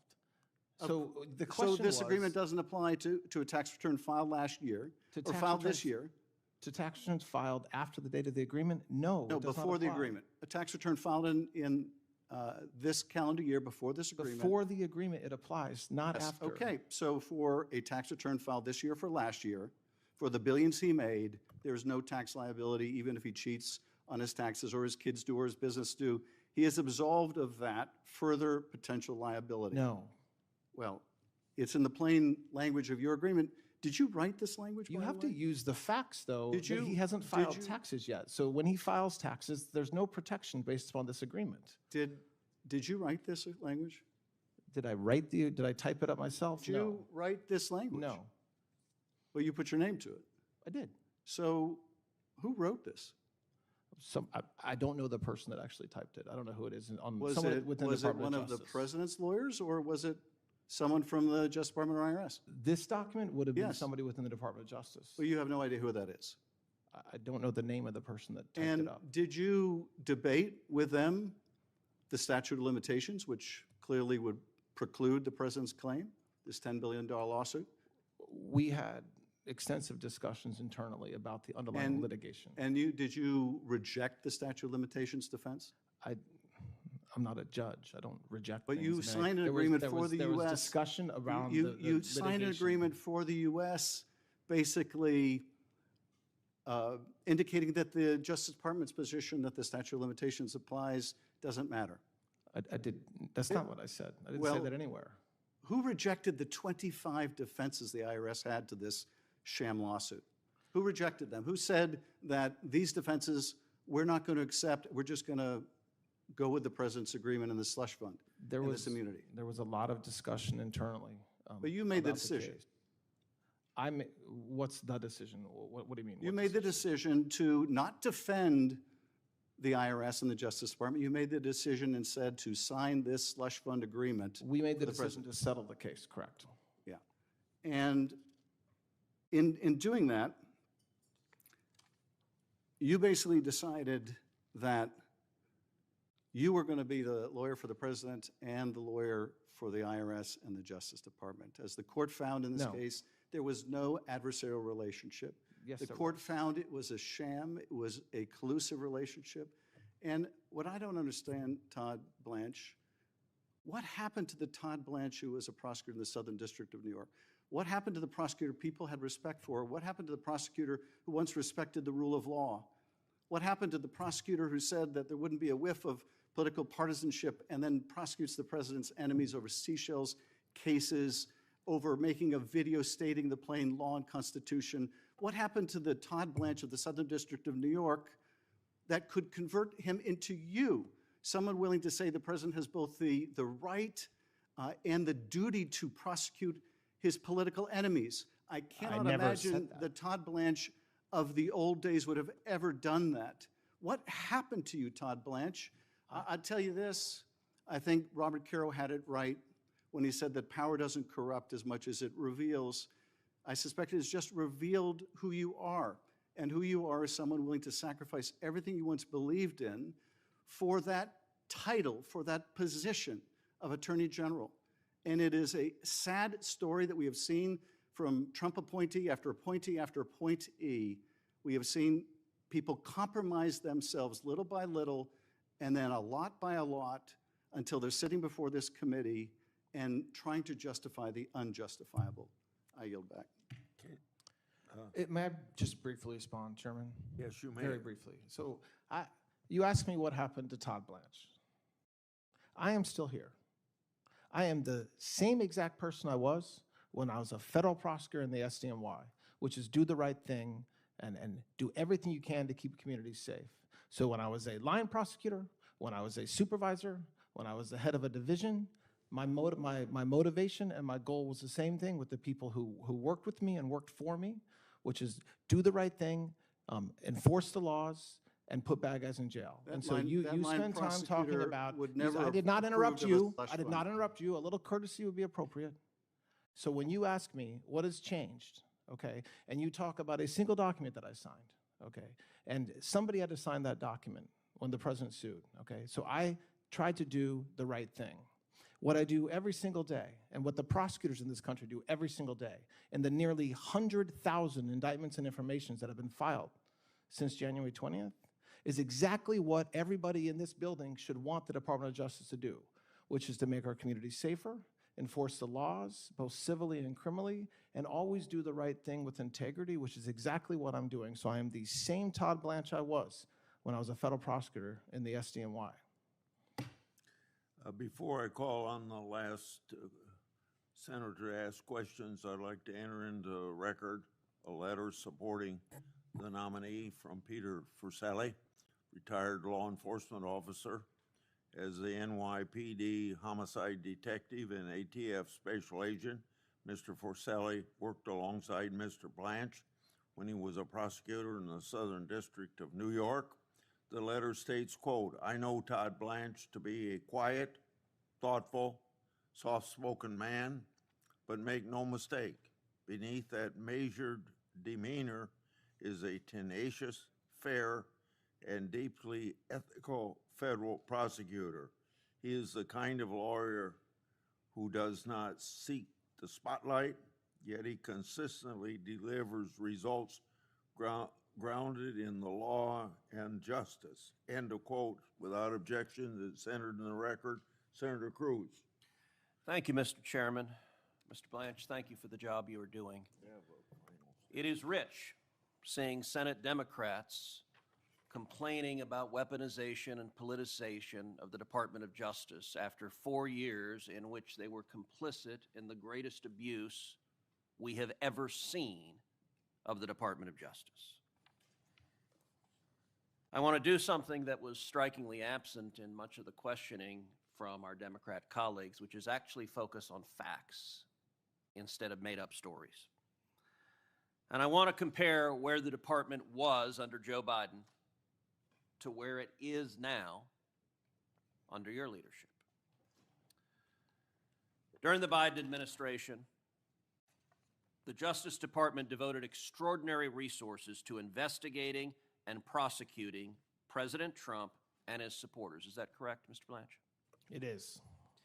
The department authorized Operation Arctic Frost, which investigated members of Congress and other political figures. Is that correct? Yes, Senator. The department's senior leadership, Attorney General Merrick Garland, Deputy Attorney General Lisa Monaco, FBI Director Chris Wray, all personally approved the opening of this investigation. Is that right? That's correct. This investigation involved nearly 200 subpoenas, targeted over 400 Republican-aligned groups and individuals. Is that right? Yes, Senator. And then the FBI obtained, without our knowledge, the cell phone data of 20% of the Republicans in the Senate, including me and many of my colleagues on this committee, as well as now FBI Director Kash Patel and now White House Chief of Staff Susie Wiles. Is that correct? Yes, Senator. Just yesterday, Chairman Grassley revealed that even more senators' communications were targeted. Jack Smith's team obtained and reviewed the text messages of 44 members of Congress, including 19 Republican senators. When the Department of Justice loses sight of criminals because it is turned into a partisan arm of the DNC, the American people pay the price. It also meant the Department of Justice was not doing its job, which is enforcing the law and putting criminals in jail. During the Biden administration, there were roughly 12 million encounters at the southern border. Is that correct? Yes. Approximately 2 million illegal aliens were known to have entered but were not apprehended, the so-called gotaways. Is that right? Yes, that's correct. Fentanyl became the leading cause of death for Americans between the ages of 18 and 45. Is that right? That's correct. That was courtesy of the Democrats' open border policies of letting drug dealers and human traffickers flood into this country because they believed it would benefit them politically. Violent transnational criminal organizations, including the Sinaloa Cartel, the Jalisco New Generation Cartel, MS-13, and Tren de Aragua, expanded their operations inside the United States. Is that right? It is absolutely correct. And then something we never hear from the Democrat side of the aisle: the victims. Jocelyn Nungary, I've not heard one Democrat so much as utter her name. The little girl tragically raped and murdered by 2 Venezuelan gang members the Biden administration released. Laken Riley, again, the Democrats cannot even say her name. Rachel Moran, a mom brutally raped and murdered by another illegal the Biden Justice Department released. These were daughters, these were students, these were mothers, and they would be alive if the Department of Justice had done its duty. So let's compare the lawlessness, the partisanship, the abuse of power of the Biden Department of Justice to what has happened in the last 18 months. Mr. Blanche, objectively, the American people are safer today than they were 18 months ago. Is that correct? There is no doubt. Now, that's not simply empty rhetoric. Since President Trump took office, federal law enforcement has arrested approximately 29,000 violent gang members. Is that right? That's correct. The department has disrupted or dismantled approximately 2,700 gangs, a 365% increase over the comparable period of time in the previous administration. Is that right? That's correct. Arrests of Tren Aragua members have increased by approximately 519%. Is that right? That's correct. In 2025, the United States saw the largest one-year drop in violent crime and murder since 1937. Homicides across America's largest cities fell more than 19%. Is that right? That's correct. Robberies fell nearly 20%. Aggravated assaults fell nearly 10%. And that trend has continued into this year with homicides falling by yet another 17.7% and robberies by over 20% during the first quarter of 2026. Is that right? It is, yes. The department has also made protecting America's children one of its highest priorities. Since the beginning of this administration, the FBI has located approximately 7,200 child victims, a 42% increase. Is that right? Yes. The FBI has arrested approximately 3,500 child predators and human traffickers, a 102% increase. Is that right? That's correct. In April alone, Operation Iron Pursuit located more than 200 child victims and arrested more than 350 alleged child sex abuse offenders. Is that right? That's right.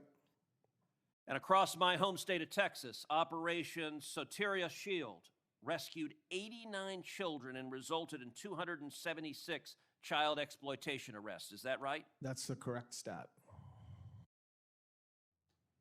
Mr. Blanche, after less than 18 months, would it be fair to say that the department is once again focused on protecting the American people and faithfully enacting the laws? That's exactly what we're focused on, Senator. And I will point out that one direct result of that also is deaths by drug overdoses have dropped 20%. There are literally thousands of Americans who are alive today because of the job you and your colleagues at the Department of Justice are doing. And I, for one, want to say thank you for focusing the department on saving people's lives and putting criminals in jail. We have great prosecutors, Senator, and great agents. Now, I want to go to a topic that Senator Hawley asked you about, which is the Biden administration rule concerning the abortion pill.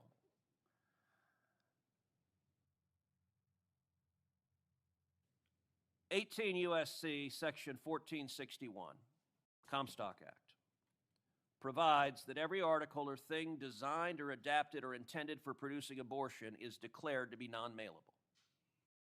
I have to admit that statutory text to me looks quite straightforward. It is not subtle, it is not difficult, it is straightforward. As you know, during the Biden administration, the Office of Legal Counsel issued an opinion concluding that those provisions generally do not prohibit mailing abortion drugs unless the sender intends them to be used unlawfully. Is that right? Yes, that's correct. Now, Office of Legal Counsel opinions may be reconsidered when the Attorney General concludes they are inconsistent with the law. Is that right? That is right. Will you commit to carefully reviewing that opinion to ensure that it faithfully reflects the actual statutory text that Congress enacted? Yes. Likewise, as Senator Hawley asked, Louisiana versus FDA remains pending before the Fifth Circuit. Without asking you to comment on the merits of that litigation, will you commit that the department will carefully evaluate every lawful action available to ensure the faithful enforcement of the Comstock Act and other federal pro-life acts?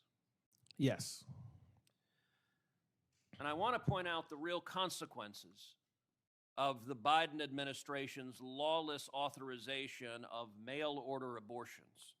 According to FDA reporting, the abortion pill has taken more than 3.7 million unborn lives, caused 24 maternal deaths. Moms are being killed, and resulted in at least 4,195 adverse maternal reactions, including hemorrhage, excruciating abdominal pain, and severe life-threatening infections. The position of the Democrats now seem to be that women and teenage girls should be able to get mail-order abortions without a doctor being involved at all. And I will tell you, the death toll from that is horrific, and it needs to stop. Final question.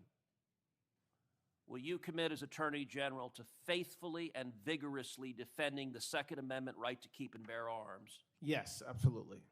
Thank you. Mr. Blanche, thank you for your testimony today. And to your family and friends who are here, I thank you all as well. You should be very proud of your performance today. I think you performed admirably, showed this entire country that you're eminently qualified to serve as Attorney General. If confirmed, I'm very confident that you'll continue to do that superb job. Now, for everyone's information, written questions can be submitted for the record until 5 p.m. this Friday, July 17th.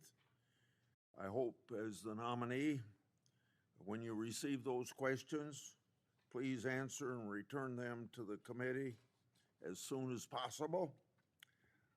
This hearing is adjourned, but I want to say we'll reconvene tomorrow here at 9 a.m. for an executive business meeting, and that hopefully that doesn't take very long. Immediately following that business meeting, we'll have a panel of outside witnesses on this nomination. Meeting adjourned. Thank you, Senator.